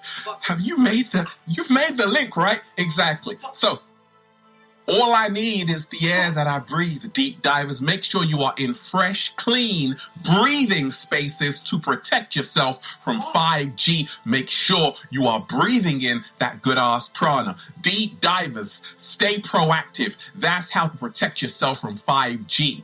Keep fear away, because fear will affect your immune system. It will shut down your immune system. It will kill your immune system. And we don't need that. We don't need that. We definitely don't need that. We don't need fear right now. Stop watching the news. Deep divers, put the news in quarantine. Oh, how about that? That's how to protect yourself from 5G. Okay? 5G shuts down your immune system. But also, fear shuts down your immune system. You can protect yourself if you are even exposed to 5G by just raising your frequency. And you do this by not being in the fear vibration and instead choosing to be in the love vibration. Okay? And also staying proactive, exercising, doing a little samba, baby. How to protect yourself from 5G. Deep divers. It's such a beautiful day today. Look. Do as much research as you can on the wireless industry. What are they doing? Because deep divers, you got mad scientists running this planet, and it's time for you to take back your power. Can I get a hello there? Hello there. That's good. Stay up to date on what's happening, because once they roll out 5G, then they're going to roll out 10G, and we don't need that. We don't need that. We don't need that. Deep divers, how to protect yourself from 5G? Once again, embody the love energy. Even if you are exposed to 5G, if you have the love energy around you every single day, you are automatically protected. Cleanse your aura. Go for a salt bath, deep divers, and take the cat down the road with you, will you? That's great. And take Ralph Smart with you, will you? Cleanse your aura. Go for a salt bath, deep divers. Go into the ocean and let the infinite waters just give you a water massage. How does that feel? Real good, right? Exactly. That's how to protect yourself from 5G. Deep divers stay laughing. Laughing actually boosts your immune system. No, it has to be natural laughter, though. It doesn't even have to be natural laughter. Deep divers fake it till you make it, goodness gracious. Now, to protect yourself from 5G, deep divers eat sunlight. 5G can't stand the sunlight, okay? Oh, when you are... fucking angle right there. Fuck. This is fucking bad. Oh, this is fucking bad. Oh, this is bad. This is bad. This is bad. This is bad. Oh. Absorbing high amounts of vitamin D. What does that do?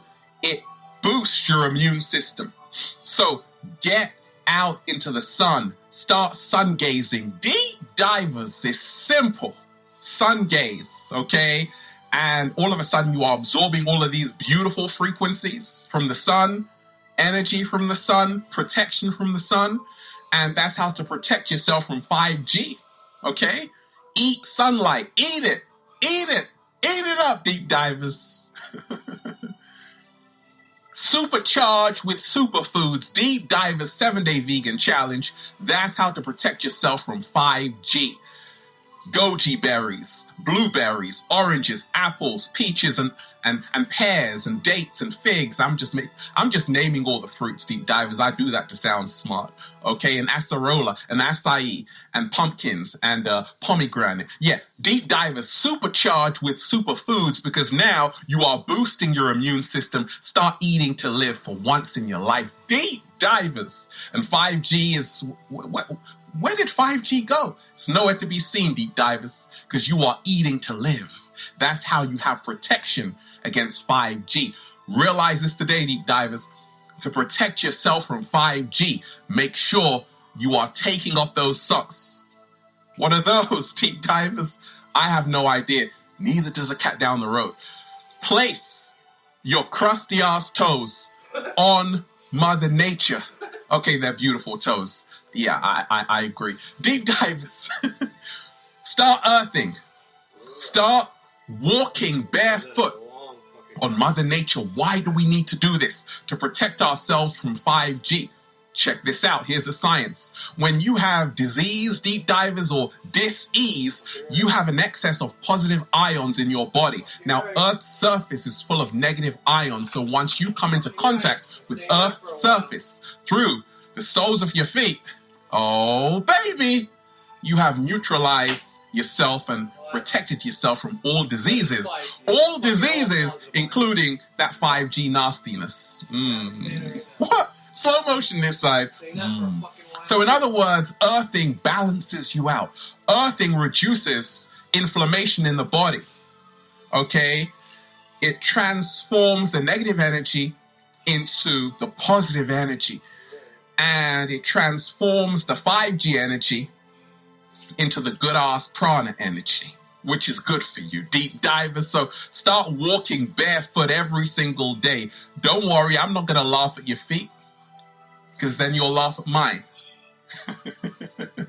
Deep divers, how to protect yourself from 5G. We're having fun, aren't we? Make sure, deep divers, you choose your home wisely. What's your life like, deep divers? Where do you live? Deep divers, I don't have a home. Oh, nature is my home. Yeah. To protect yourself from 5G, choose your home wisely. For goodness sakes, if you see a 5G tower, don't go and live near it. If you can help it, get away, deep divers, from that 5G tower.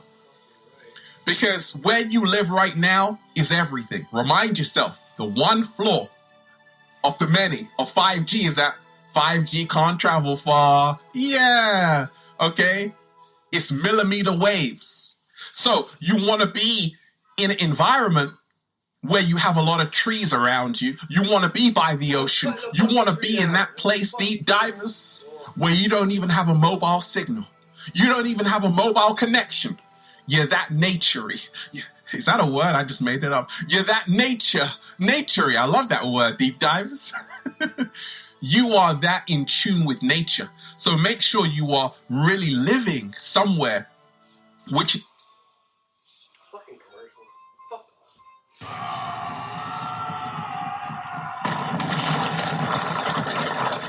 Saying all my lines, man.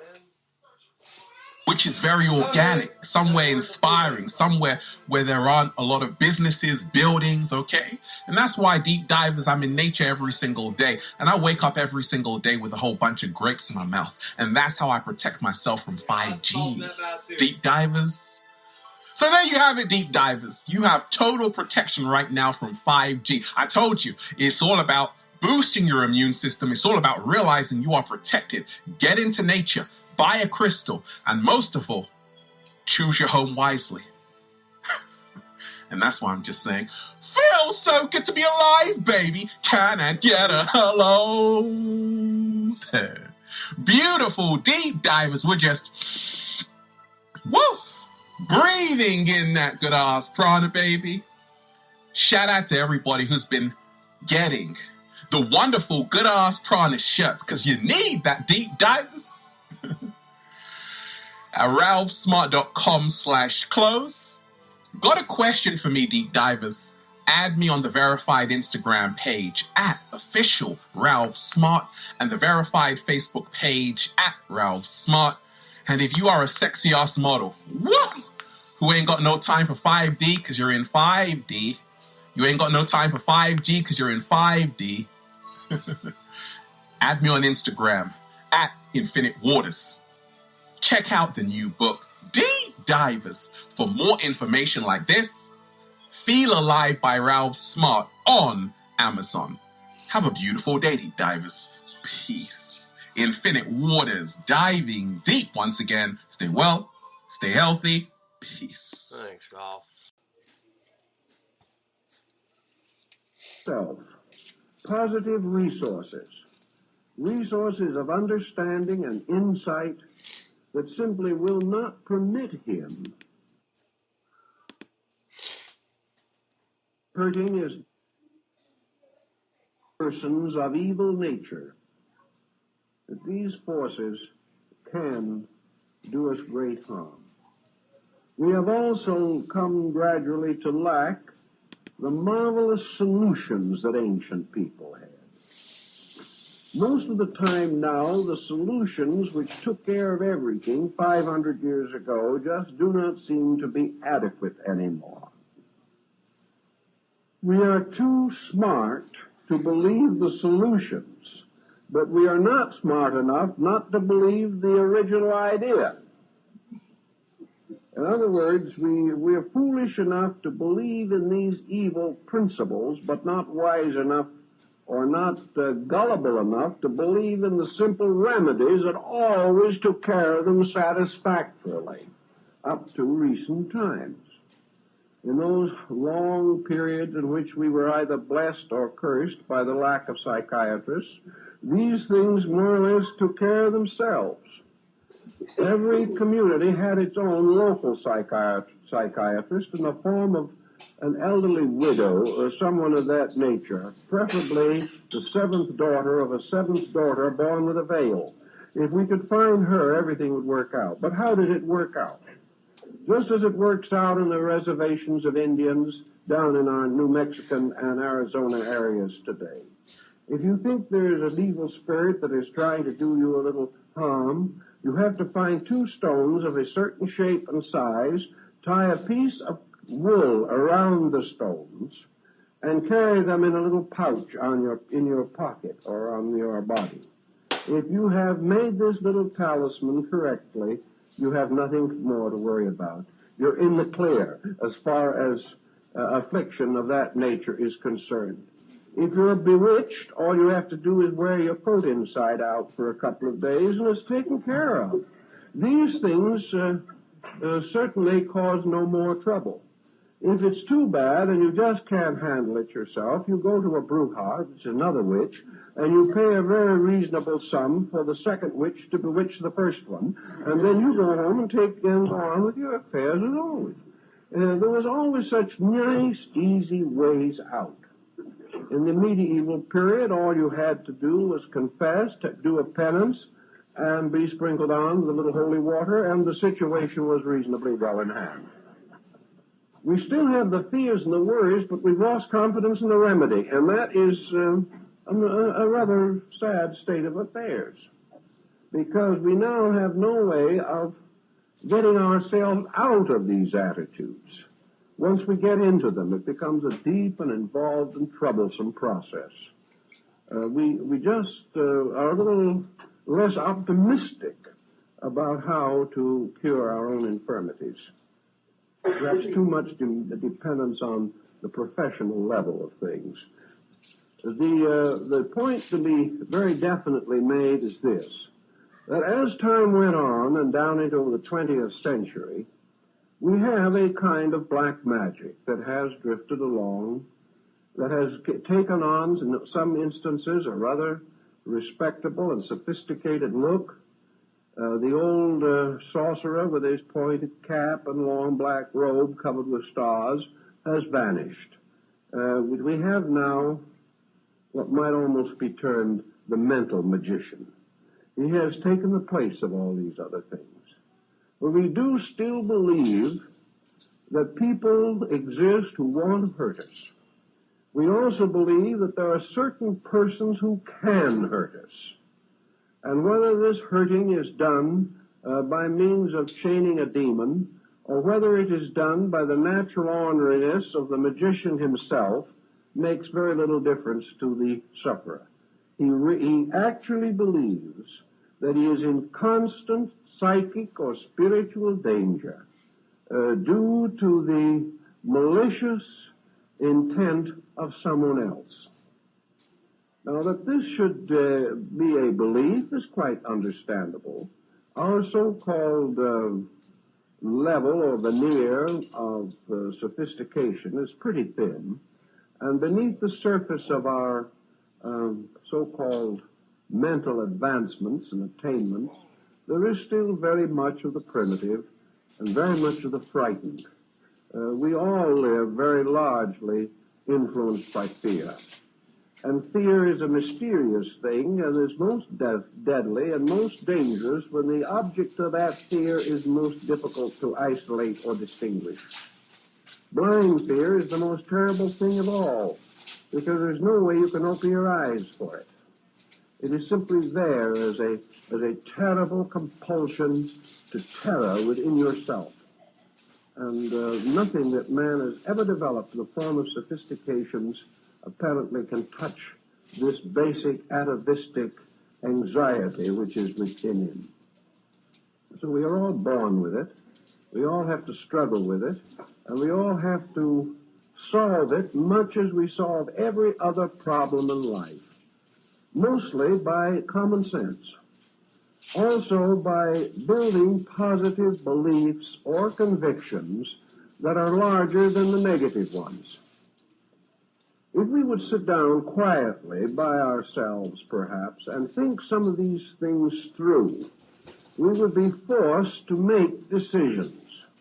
But by the time we are thoroughly frightened, we are in no mood to make decisions. The immediate terror is greater than any judgment that we can be expected to focus on the situation.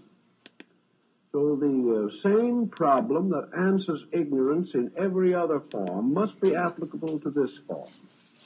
The only answer lies in the individual developing within himself positive resources of understanding and insight that simply will not permit him to take on negative and essentially destructive attitudes. And whenever in the history of civilization men have followed strongly after constructive beliefs, demonism has faded out. And they are coming out into victorious manifestation because of mistakes that we make in the maintenance of our own economy.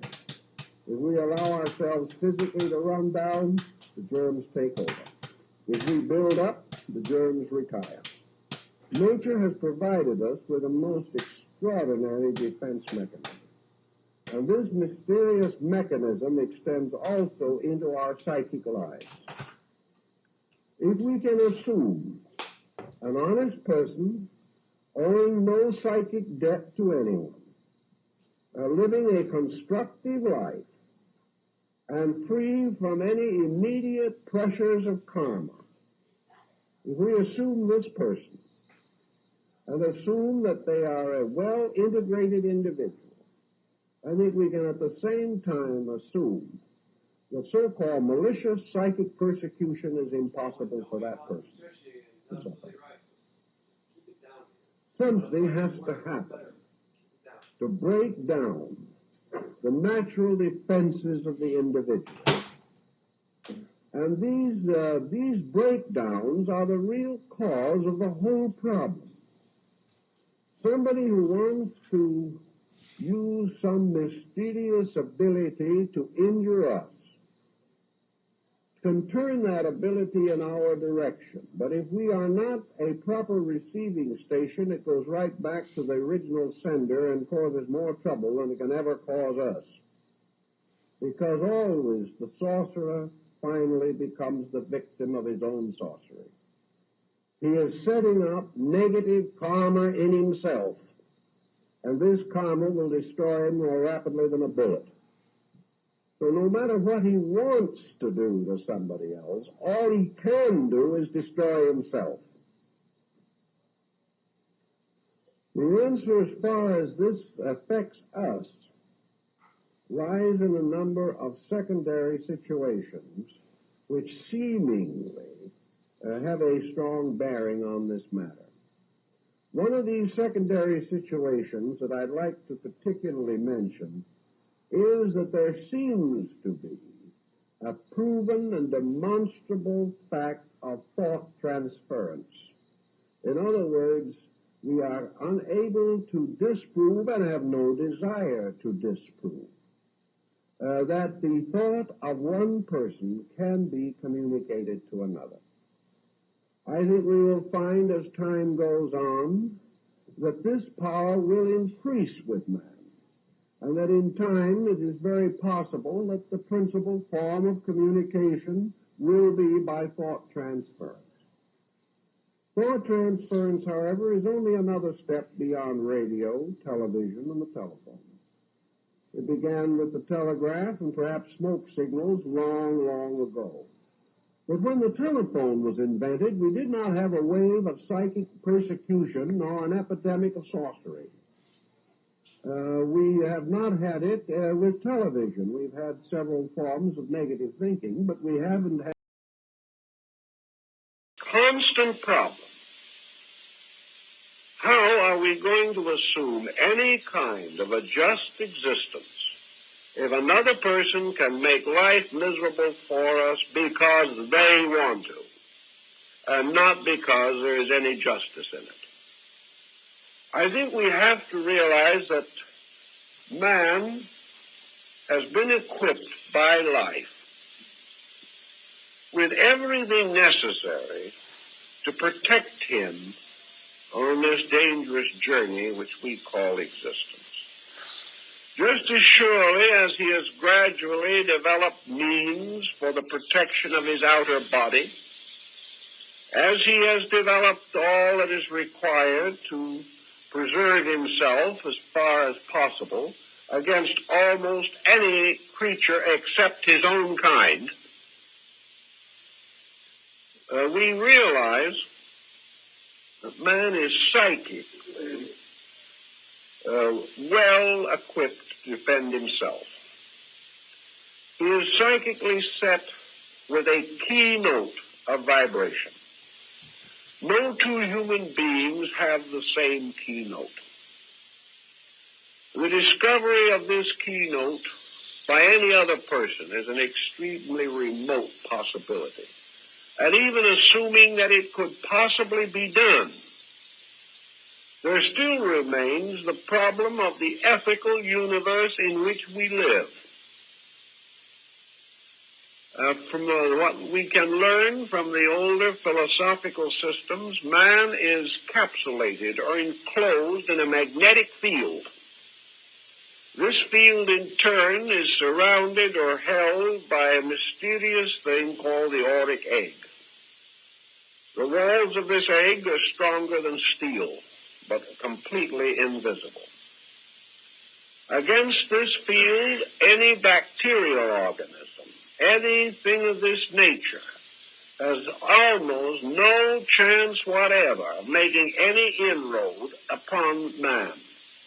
In fact, nearly always, any individual who suffers from a bacterial or germ infection or contagion does so because primarily the germs are already on the inside of this situation.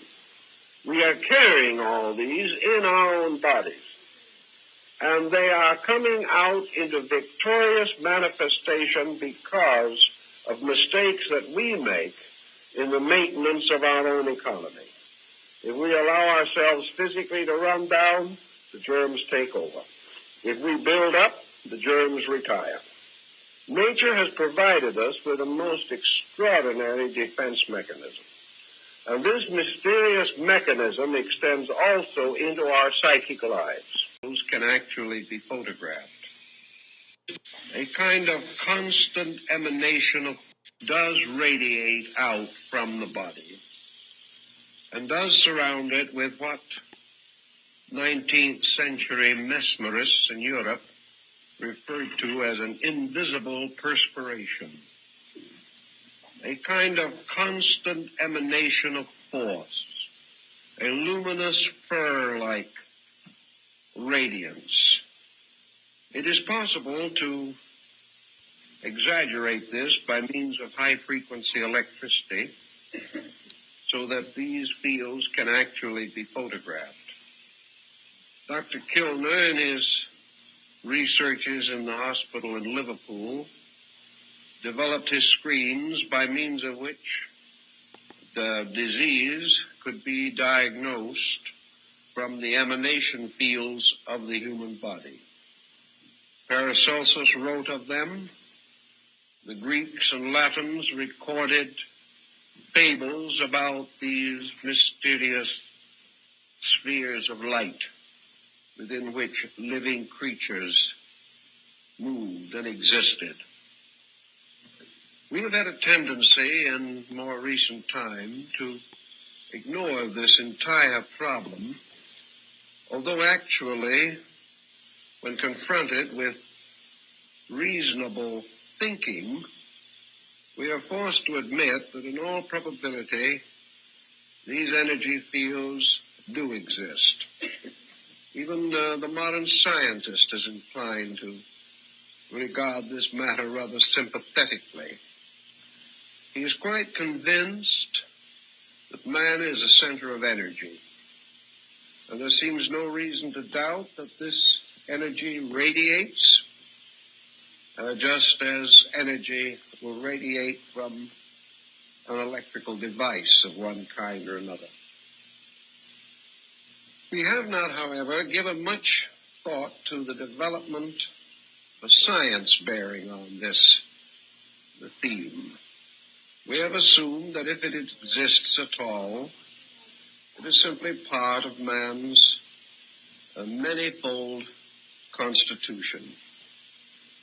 And this is, of course, the basic viewpoint, but perhaps if these energies were more visible to more people, we would already have considered them in many of the forms of science and medicine which we have gradually developed.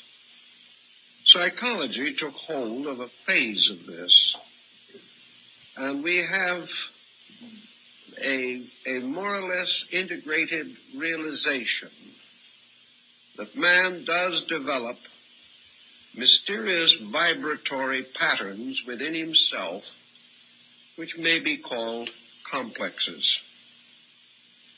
A complex we think of as a fixation or a highly fixed attitude within the individual. Yet underneath everything else, a complex has to be energy. It has to have some kind of a vibratory existence. It has to be a vibratory thing in order to have any power to communicate itself or to sustain itself or to continue its own patterns or consistencies.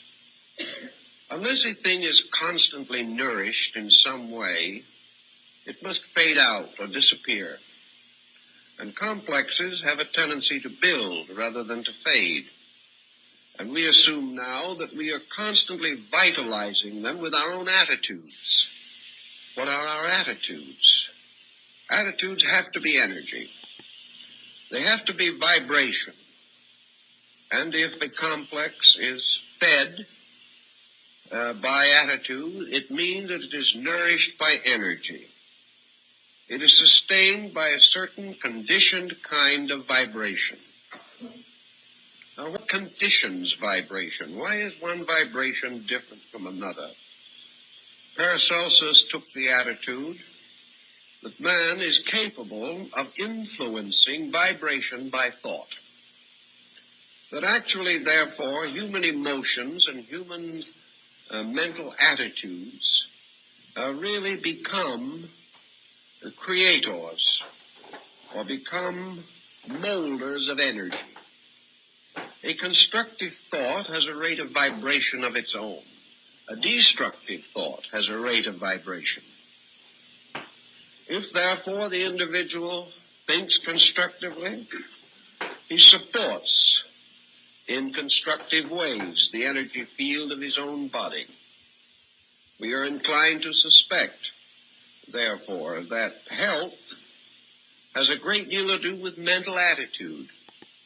We know this, we accept it, we affirm it, but we do not try to explain how it operates. We do not know what the relationship is between a good thought and a healthy body. We assume that bad thinking interferes with function, that it depresses, that it makes the nature gloomy. What is the difference between a cheerful and a gloomy disposition? The only possible answer to it is a difference of vibration. That in one case, a certain rate of vibration conveys the impression or carries the energy of a constructive attitude, whereas another carries the energy of a destructive attitude. It was the opinion of the medievals that destructive attitudes created monsters. We don't follow this exactly anymore, but perhaps this is the real mystery of demonism. Perhaps the demon is a thought form. Perhaps it is an emotional intensity form. Something that has a life imparted to it, sustained by the constant support of our own attitudes. In any event, psychology has come up with the notion that what we used to think of bewitchment was really a problem of fixation, of complexes, of attitudes that became obsessional by constant repetition. To be obsessional, an attitude must exercise a powerful influence. To have an influence, it must have energy. And the moral quality of the influence will be determined by the moral quality of the vibration which this particular pattern sets up in the compound nature of ourselves. We also can notice this in other ways. One of the simplest ways of studying vibration, of course, is through some simple form as the snowflake or the frost pictures on a window pane. These pictures and the forms in the snow crystals show that form or structure crystallizes around energy. Now, we think of forms as all of them visible forms. We haven't really gotten to the point where we have accepted the reality of invisible structures in nature. Again, however, if we sit down a little and think it through, we realize that they have to exist. If it were not for invisible structures, visible ones could not come into being. For what we call a visible form must in some way arise from archetype. There has to be some reason why things take on certain appearances. Lavater, the great French physiognomist, used the human face as a symbol of the constant mutation of attitudes and their effect upon the body. He pointed out that the human face is constantly changing in expressions, and that these expressions arise from moods, and these moods in turn move out from within the individual as a result of some stimuli which create in him pleasure or displeasure, happiness or misery, friendliness or hatred.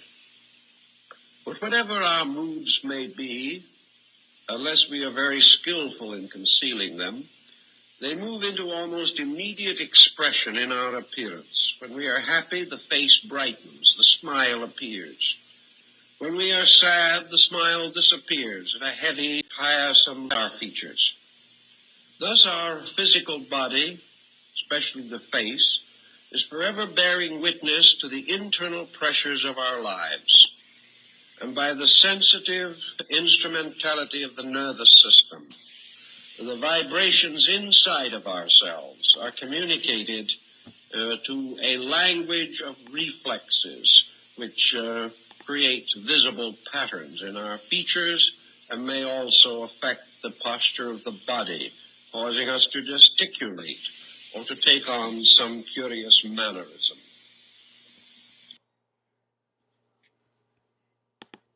Perhaps, and think some of these things through, we would be forced to make decisions.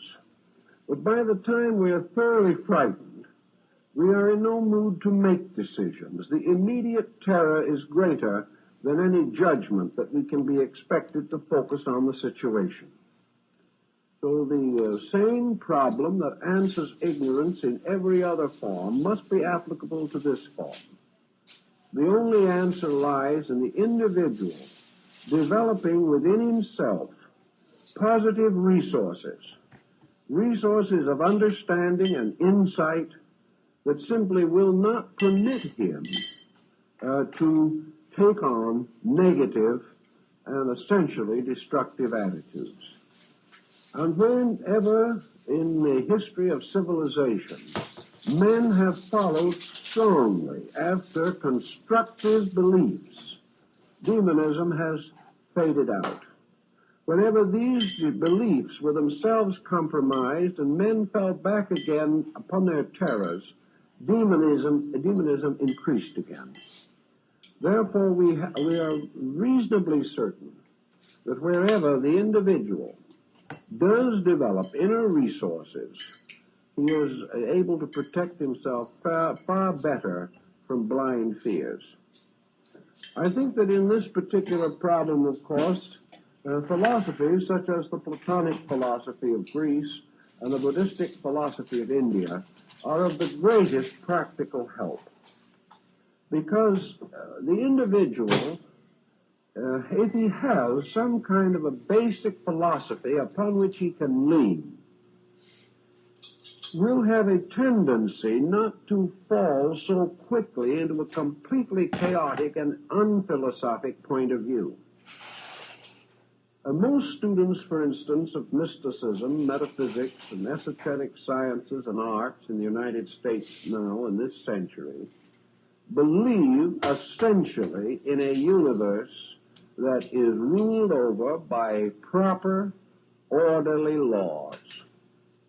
Most mystics and most of those persons who by nature and temperament might possibly come under the pressure of too much belief in invisible forces in life, most of these people claim sincerely that they believe in a good God. they claim one of two things. Either that God is good, or if they're rank materialists, that God does not exist. And if God does not exist, and there is no purpose to the universe, then we have no reason to suppose that evil exists either, because if there is any enduring principle, there is no doubt from all of our observation and reflection for thousands of years that this principle is essentially good. So if we believe, for example, as in Platonism and Buddhism, that this universe is the product of a divine mind, that this divine mind of itself is inevitably and eternally good, and by the very nature of itself produces out of its own nature only good. If this universe, therefore, is a product of divine consciousness and is ruled over by just laws, wherein all the heaven and earth of justice is their place for psychic plaguing of one person by another, something has to be wrong in the picture somewhere. If a person is subjected to psychic malpractice, which he hasn't earned, which he doesn't deserve, and for which he has no way of protecting himself reasonably, and he must endure this because some other person wishes to take advantage of him, and the one person is not punished for his evil, and the victim is not protected against this evil, what happens to the concept of universal law and order? Well, the answer of the afflicted person usually is that the universe of law and order is a long way off, somewhere in space, and the difficulty of the moment is right here. And this is considered to be irrefutable. But the more we think about it, the more we realize there has to be something wrong with the picture. We have to realize that if it were true that by means of the faculties that we are normally endowed with, we are capable of exercising extraordinary malicious influence over other minds, if it is possible for a mind, for good or for ill, to control the life or destiny of another human being, simply because this mind is stronger and the other mind is weaker, and the weaker mind has no defense whatever, we would be in a situation in which the whole world could very well become involved in what might be termed psychic warfare. We would have no out for this situation. In the 1940s, there were probably 300 or 400 million minds, strong minds, many of them, minds of persons horribly hurt and injured, millions of persons going out like the haunting ghosts of antiquity, with all his hatred headed straight at one man, Adolf Hitler. And yet it took the combined armies of the Western powers to finally bring this man to his end in a bunker in Berlin. He was under the most terrible mental pressure imaginable. I personally know individuals who claim to be well up in magic, who were working night and day to destroy him by magical means. All he did was take on some more territory and take another nation over. Hundreds of millions of minds with just cause for the greatest hatred. Didn't get very far with him. What finally got him was himself. The same might be true of Mussolini. The same was certainly true of Joseph Stalin. The probabilities are that almost as great an amount of hatred was turned against Wilhelm Hohenzollern II, who passed a pleasant and quiet old age in Holland. Why? If one individual can, by means of mental suggestion, destroy my life or your life, how is it that they can never seem to get the fellow that needs trouble the most? They don't get him. He keeps right on going. And the reason why he almost certainly keeps on going is because he doesn't believe that these other people can do it. He is so sure of himself. Hohenzollern with his me and Gott. Hitler, the man of destiny. Napoleon, the man of destiny. It was their own arrogance, their own conceit, their own stubborn unwillingness to listen to anyone else that finally destroyed them. But the sorrow, the pain, the agony of minds did not do it. The prayers lifted up against these tyrants did not seem to operate very effectively. And yet we like to assume that these same forces that cannot touch these men, even when augmented several millions of times by concerted thinking, that one lonely character of uncertain mind can destroy us. Actually, we have to re-evaluate this entire situation. And it is a little difficult to do because there are things we so desperately want to believe. And there's nothing that we want to believe more than that which we see, that which we hear, and that which occurs so directly and intimately to us that there seems to be no possible way of evading or avoiding the situation. What we see that happens seems so factual that we cannot escape it. Now, in Buddhist philosophy, we have these repentant onis, miscellaneous secondary demons, who more or less finally went to the robe and became good Buddhists themselves.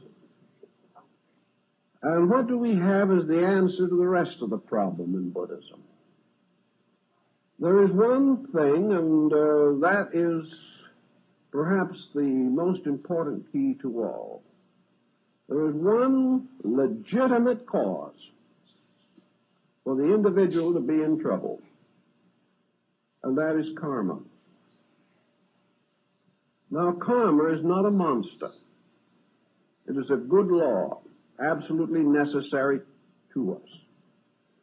But like the Mio of China and Japan, the ferocious-faced deities were always smiling in a kind of a wicked, sardonic way, as much as to say, I shall have you for breakfast.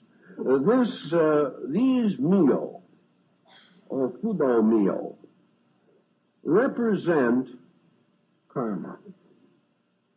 They represent the inevitable power of retribution. And to the Eastern way of thinking, karma is this thing which is itself a divine good appearing to us in a horrible and destructive and unfortunate and unpopular appearance. In both Platonism and Buddhism, an individual has to be in need of some type of punishment or it doesn't come to him.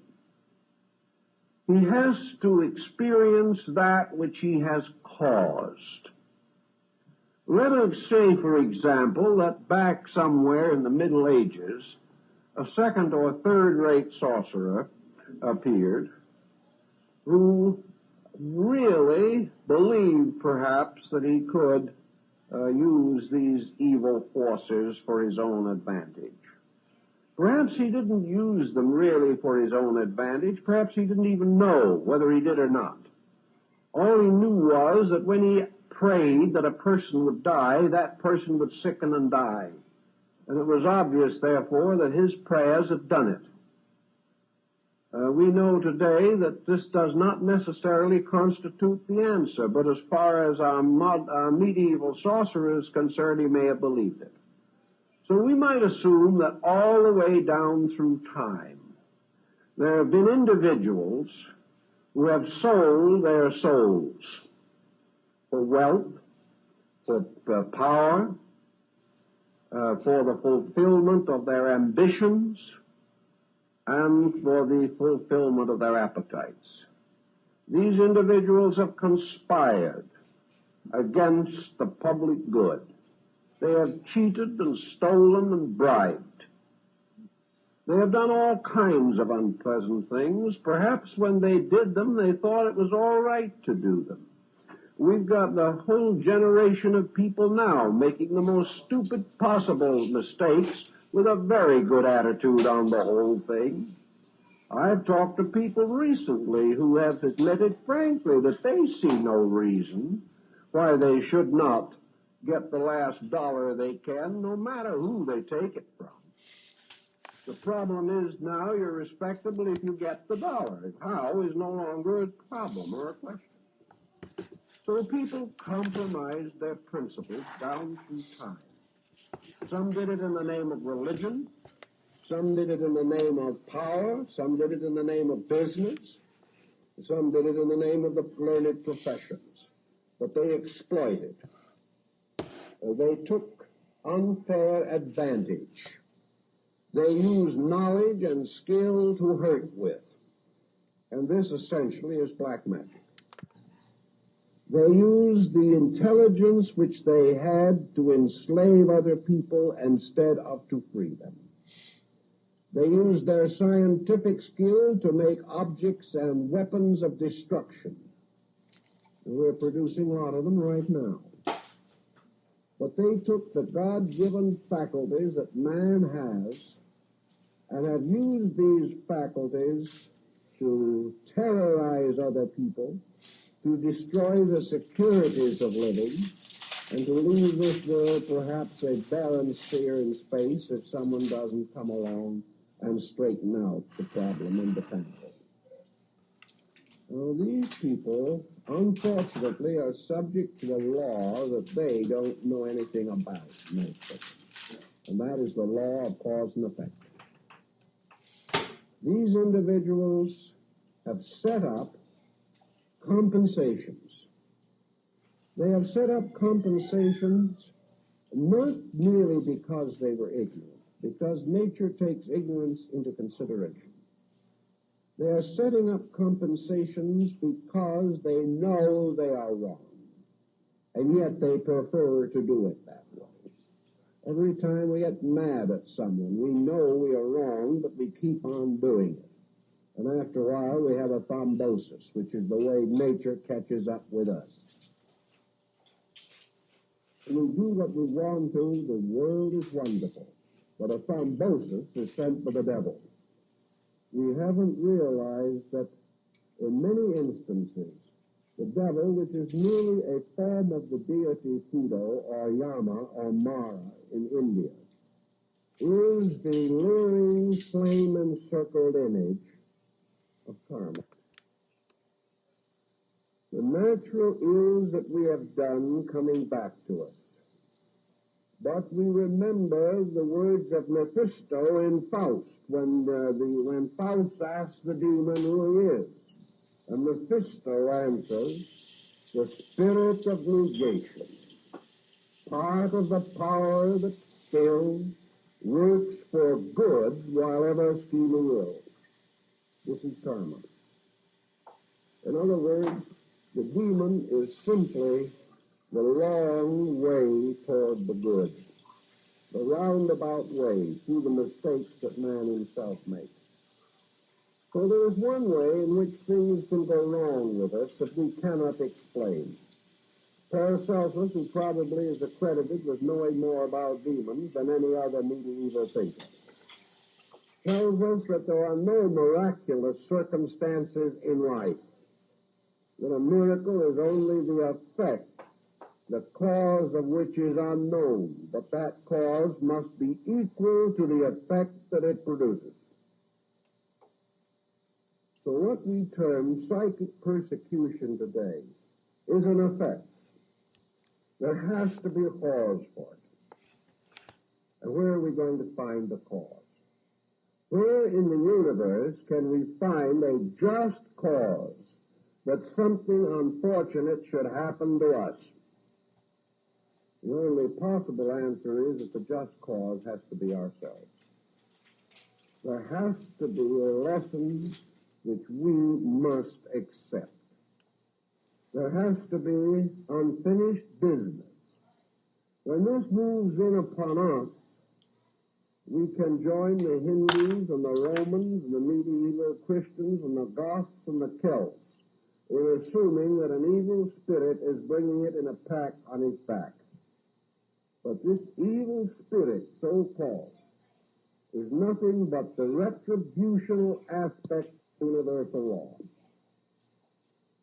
A good spirit, a saintly spirit, is the spirit of the reward for good. The evil spirit is the spirit. A good spirit, a saintly spirit, is the spirit of the reward for good. The evil spirit is the spirit of the punishment for ill.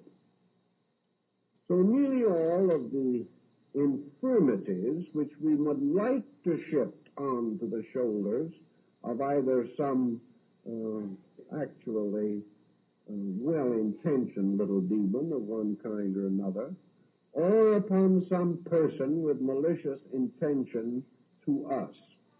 We have to finally face the fact that in the universe, law and order must be maintained. Now, this does not mean for a moment that another person may not try to hurt us. Let us clearly realize that there are a great many parlor sorcerers, even in this century. There are people who would love to hurt us, perhaps. Not many, fortunately, but some. There are certainly individuals who, disbelieving our principles, are praying to God to punish us. Perhaps they have entirely misunderstood and misjudged us, but we are not receiving any constructive mental influences from them. They believe the worst, and because they believe the worst, they keep on sending to us any negative or perverse thought that might be available. Yet have we any defense against this? How are we going to defend ourselves against persons we don't know, perhaps, certainly whose location we could not find, whom we cannot take into court and charge them with some malicious mischief? Persons who perhaps we have gradually come to fear with such an intensive terror that it is destroying our own rest and sleep. And if we were able to pick up the telephone and say to these persons, "Are you trying to make life miserable for me?" quite possible the individual would answer, "Yes. I'm doing all I can to make life miserable for you." So here it is. I'm miserable. Someone else admits they're trying to make me miserable. The circumstantial evidence would almost stand in court. Yet it doesn't have to be true even when it goes that far, because we are still faced with this constant problem.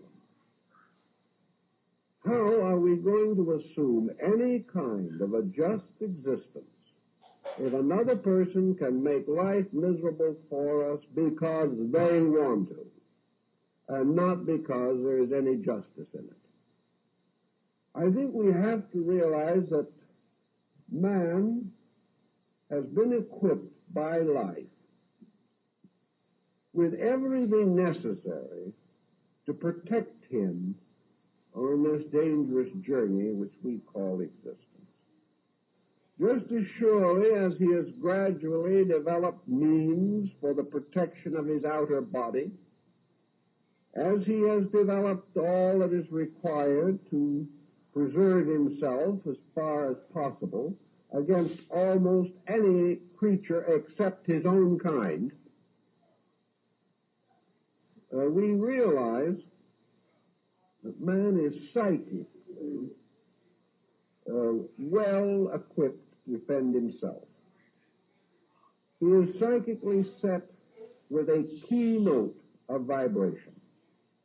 No two human beings have the same keynote.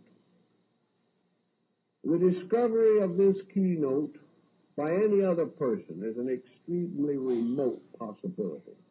And even assuming that it could possibly be done, there still remains the problem of the ethical universe in which we live. From what we can learn from the older philosophical systems, man is capsulated or enclosed in a magnetic field. This field, in turn, is surrounded or held by a mysterious thing called the auric egg. The walls of this egg are stronger than steel, but completely invisible. Against this field, any bacterial organism, anything of this nature, has almost no chance whatever of making any inroad upon man. In fact, nearly always, any individual who suffers from a bacterial or germ infection or contagion does so because primarily the germs are already on the inside of this situation. We are carrying all these in our own bodies, and they are coming out into victorious manifestation because of mistakes that we make in the maintenance of our own economy. If we allow ourselves physically to run down, the germs take over. If we build up, the germs retire. Nature has provided us with a most extraordinary defense mechanism. And this mysterious mechanism extends also into our psychic lives. If we can assume an honest person owing no psychic debt to anyone, living a constructive life, and free from any immediate pressures of karma, if we assume this person, and assume that they are a well-integrated individual, I think we can at the same time assume the so-called malicious psychic persecution is impossible for that person. And because they believe the worst, they keep on sending to us any negative or perverse thought that might be available. Yet have we any defense against this? How are we going to defend ourselves against persons we don't know, perhaps, certainly whose location we could not find, whom we cannot take into court and charge them with some malicious mischief? Persons who perhaps we have gradually come to fear with such an intensive terror that it is destroying our own rest and sleep. And if we were able to pick up the telephone and say to these persons, "Are you trying to make life miserable for me?" quite possible the individual would answer, "Yes. I'm doing all I can to make life miserable for you." So here it is. I'm miserable. Somebody else admits they're trying to make me miserable. The circumstantial evidence would almost stand in court. Yet it doesn't have to be true even when it goes that far, because we are still faced with this constant problem. How are we going to assume any kind of a just existence if another person can make life miserable for us because they want to, and not because there is any justice in it? I think we have to realize that man has been equipped by life with everything necessary to protect him on this dangerous journey which we call existence. Just as surely as he has gradually developed means for the protection of his outer body, as he has developed all that is required to preserve himself as far as possible against almost any creature except his own kind, we realize that man is psychically well equipped to defend himself. He is psychically set with a keynote of vibration. No two human beings have the same keynote. The discovery of this keynote by any other person is an extremely remote possibility. And even assuming that it could possibly be done, there still remains the problem of the ethical universe in which we live. From what we can learn from the older philosophical systems, man is capsulated or enclosed in a magnetic field. This field, in turn, is surrounded or held by a mysterious thing called the auric egg. The walls of this egg are stronger than steel, but completely invisible. Against this field, any bacterial organism, anything of this nature, has almost no chance whatever of making any inroad upon man. In fact, nearly always, any individual who suffers from a bacterial or germ infection or contagion does so because primarily the germs are already on the inside of this situation. We are carrying all these in our own bodies, and they are coming out into victorious manifestation because of mistakes that we make in the maintenance of our own economy. If we allow ourselves physically to run down, the germs take over. If we build up, the germs retire. Nature has provided us with a most extraordinary defense mechanism. And this mysterious mechanism extends also into our psychic lives. If we can assume an honest person owing no psychic debt to anyone, living a constructive life, and free from any immediate pressures of karma, if we assume this person and assume that they are a well-integrated individual, I think we can at the same time assume the so-called malicious psychic persecution is impossible for that person to suffer.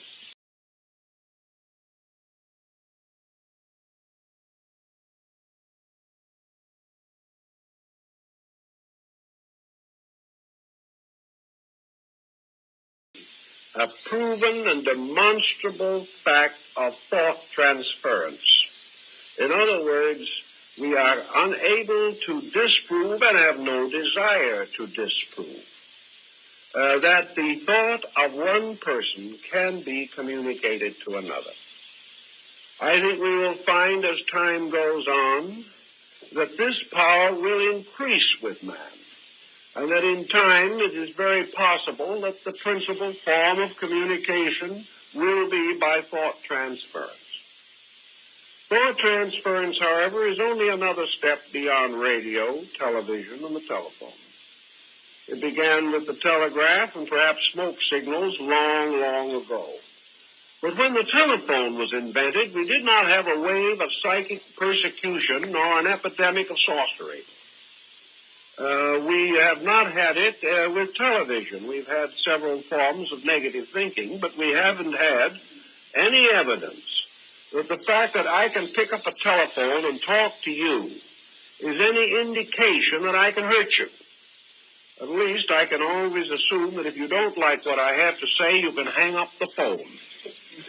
Also, there is no reason for you to do anything that I say, regardless of what I say. I can look at you and say I am the ghost of the pharaoh Ramesses the Great, and I'm paying 10 cents to send this phone call directly from Cairo, and I expect you to do what I tell you to. And in the majority of cases, the receiver will hang up. There is no reason, there is nothing to indicate that thought transference is a legitimate basis of mental persecution. The fact that a thought can get through no more means that the person who receives that thought is vulnerable to some negative force than it would be if he picked up the telephone. Thought transference, it is true, does come into us, perhaps in a rather mysterious way. Sometimes it is not completely obvious how it arrives. We awake in the morning with a sense that we have received a message. We may perhaps seem to hear it in the air around us. Perhaps it is only a mental impression, and we have a strong feeling that something is happening to a person near us or one with whom we have concern of some nature. Tragedies to loved ones, danger to family and children are very frequent causes of this thought transference, and it is quite frequently associated with the death of a person at a distance. I have gone over hundreds of these stories and records.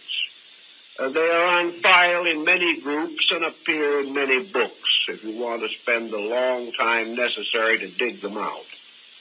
But I haven't read one account in which this kind of thought transference carried with it any overt moral persuasion to do anything. At the time of the death of Lord Nelson, Lady Hamilton received at the moment of his death the clear impression of his death. She knew that he was dead. But this was not accompanied by any effort on the part of Nelson to indoctrinate her with anything, hurt her, injure her, or over-influence her. It was just the spontaneous pressure of a great desire to communicate. Now, most of your thought transference has practically no normal, vicious associations. Telepathy is not a proof that one person can hurt another mentally. Even presuming, which is difficult because usually in cases of telepathy, there is a very strong basic rapport between persons involved.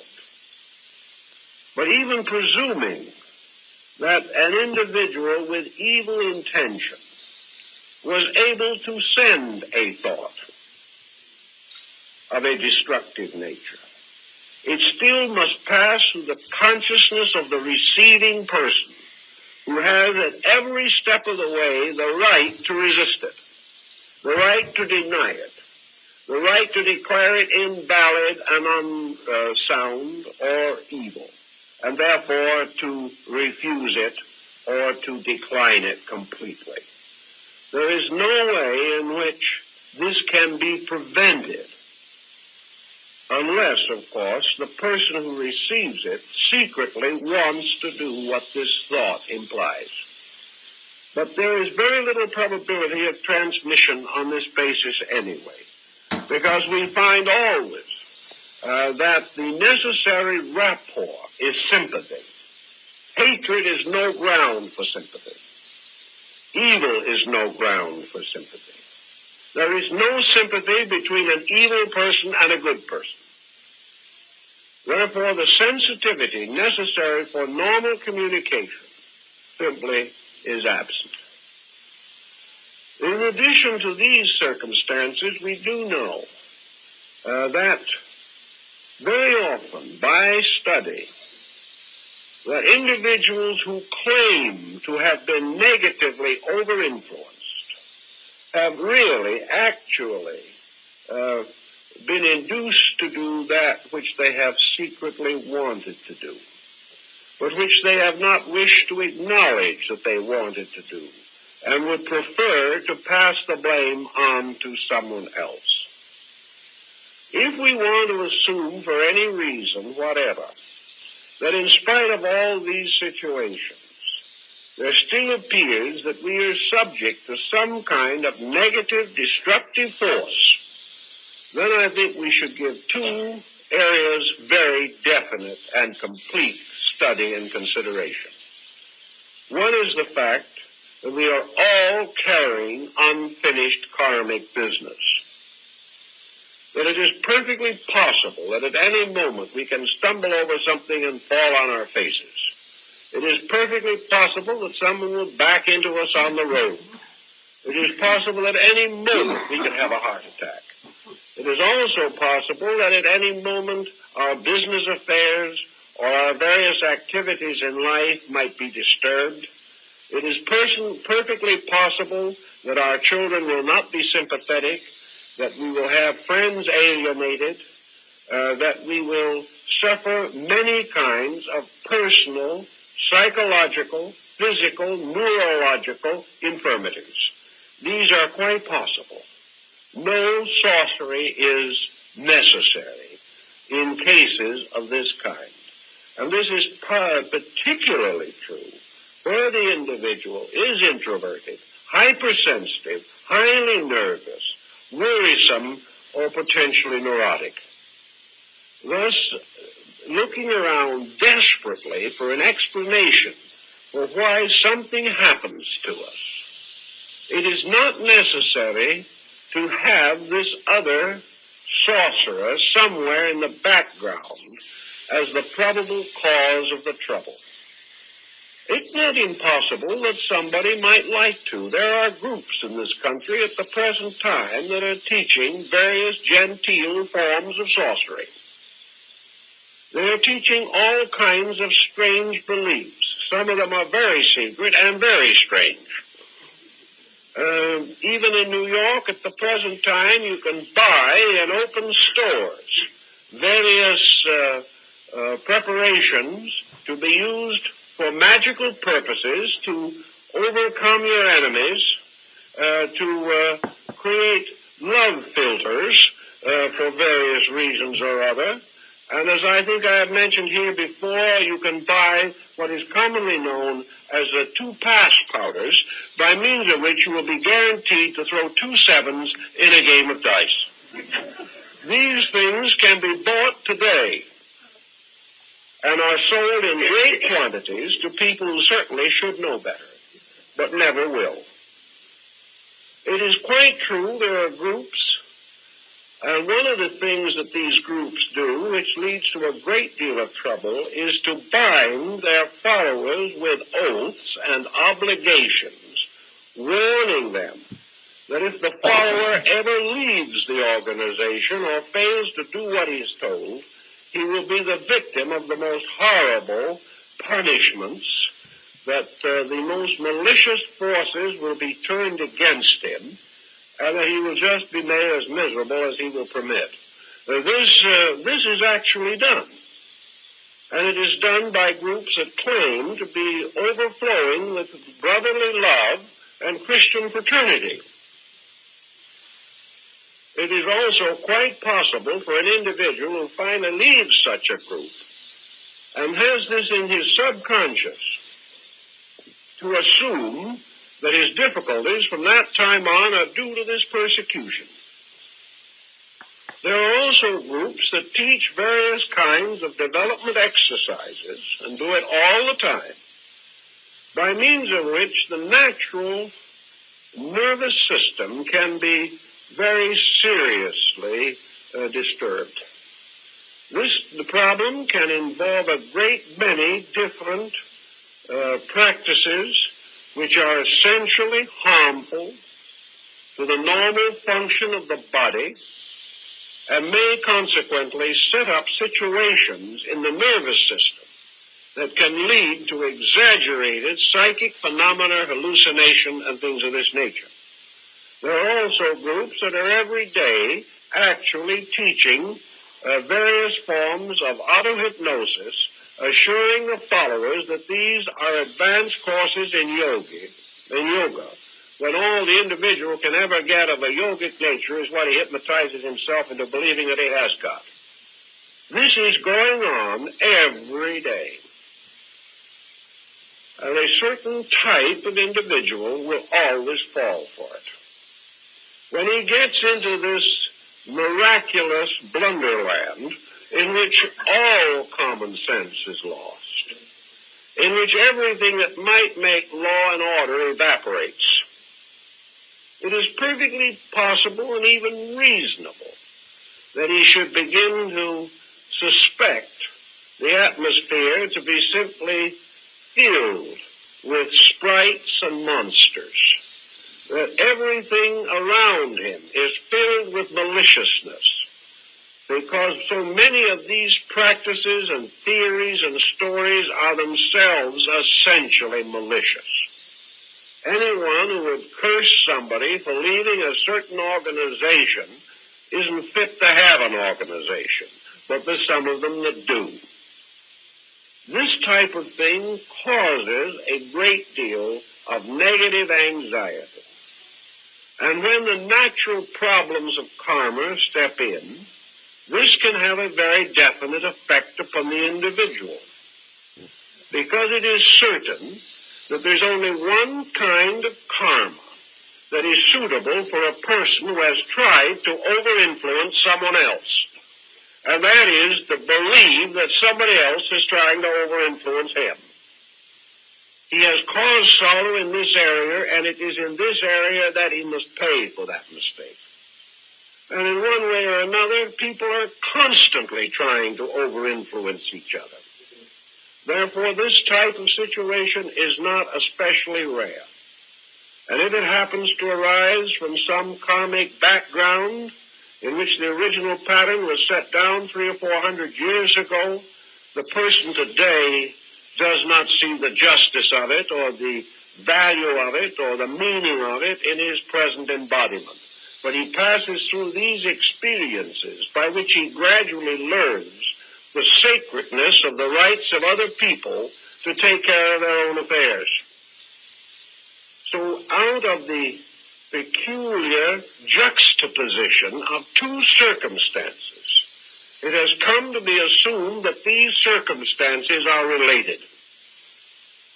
It has come to be assumed that the individual who joins some organization for a doubtful reason, coming under some form of unfortunate situation as the result of so joining, then proceeds to suffer from the very conditions which his own consciousness have opened him to. Also, the combination of the fact that gradually he has lost the power to discriminate. He has sold out. And if we sell out to anything, we're in trouble. If we sell out to a political party, the country's in trouble. If we sell out to some theological sect, it may finally compress us and limit us until it destroys our value.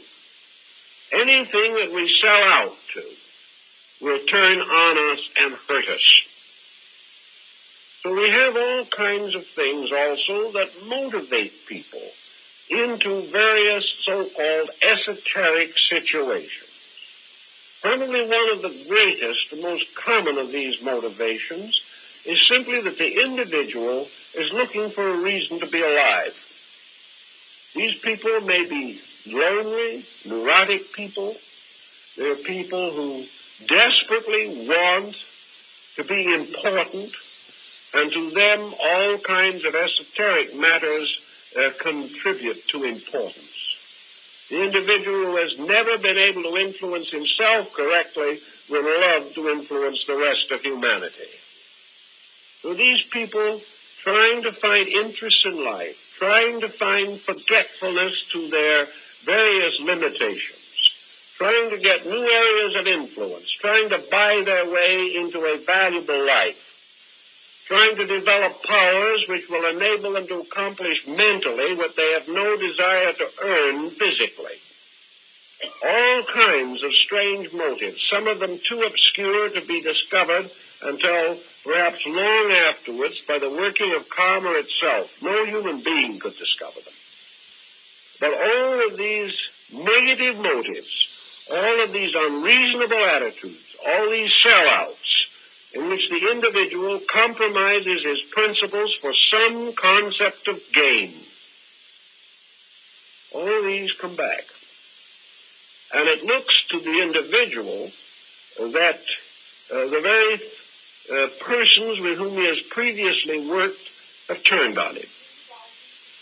Perhaps they would like to, but they can get nowhere unless within his own nature he has broken down the patterns of integrity and opened himself to karma.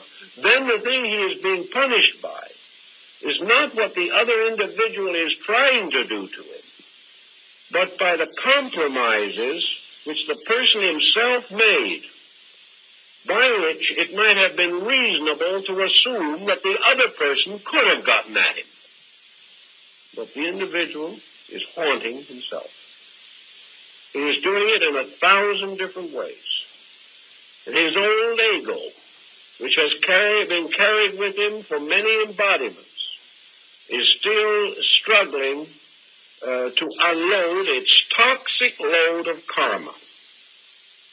And if this load of karma in some time or other meant that we had tyrannized, and in some way we have to experience the payment for this, then we shall be the victims of tyranny. Whatever cause we set in motion, if somewhere long ago we prayed the gods to afflict somebody else, we will sometime awake and think we hear someone else praying the gods to afflict us. I've actually had people come into my office here and ask me if I wouldn't pray for the death of one of their relatives so they could inherit his money.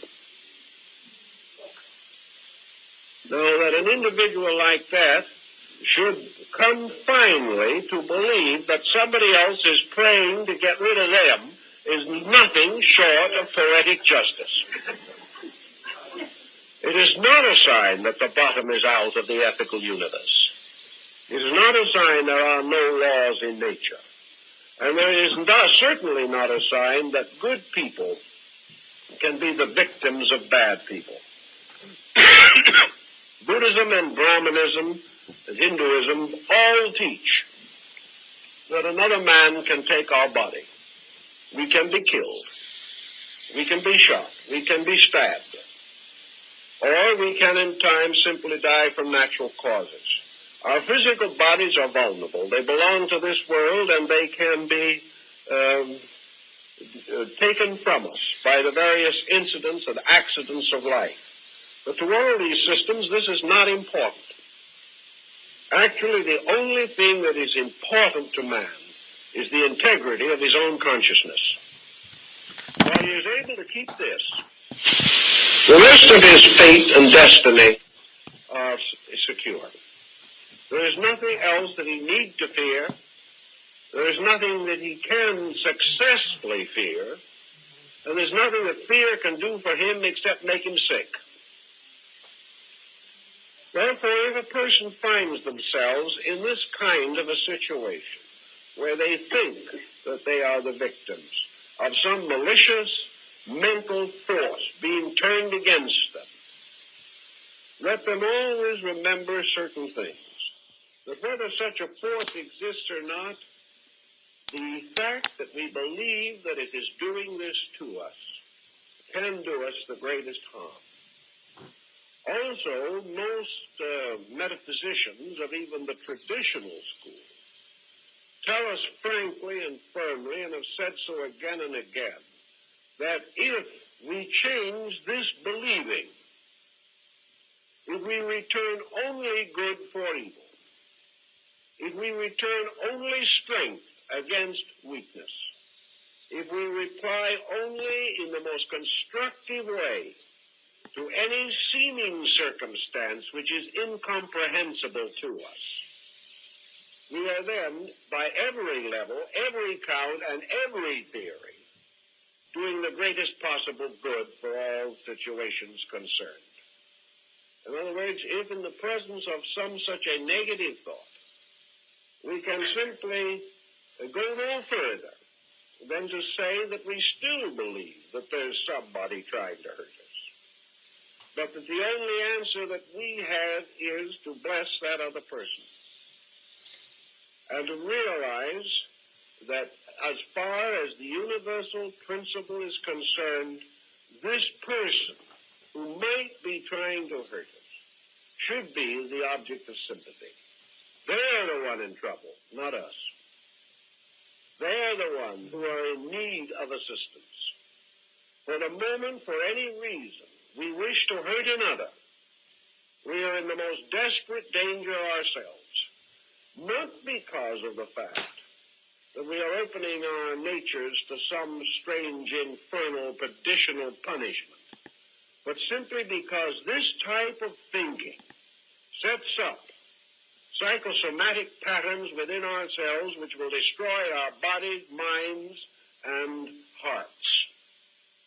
For any individual who is anxious to do evil, desirous of exploiting anyone else for any reason, should be the object of our greatest and deepest sympathy.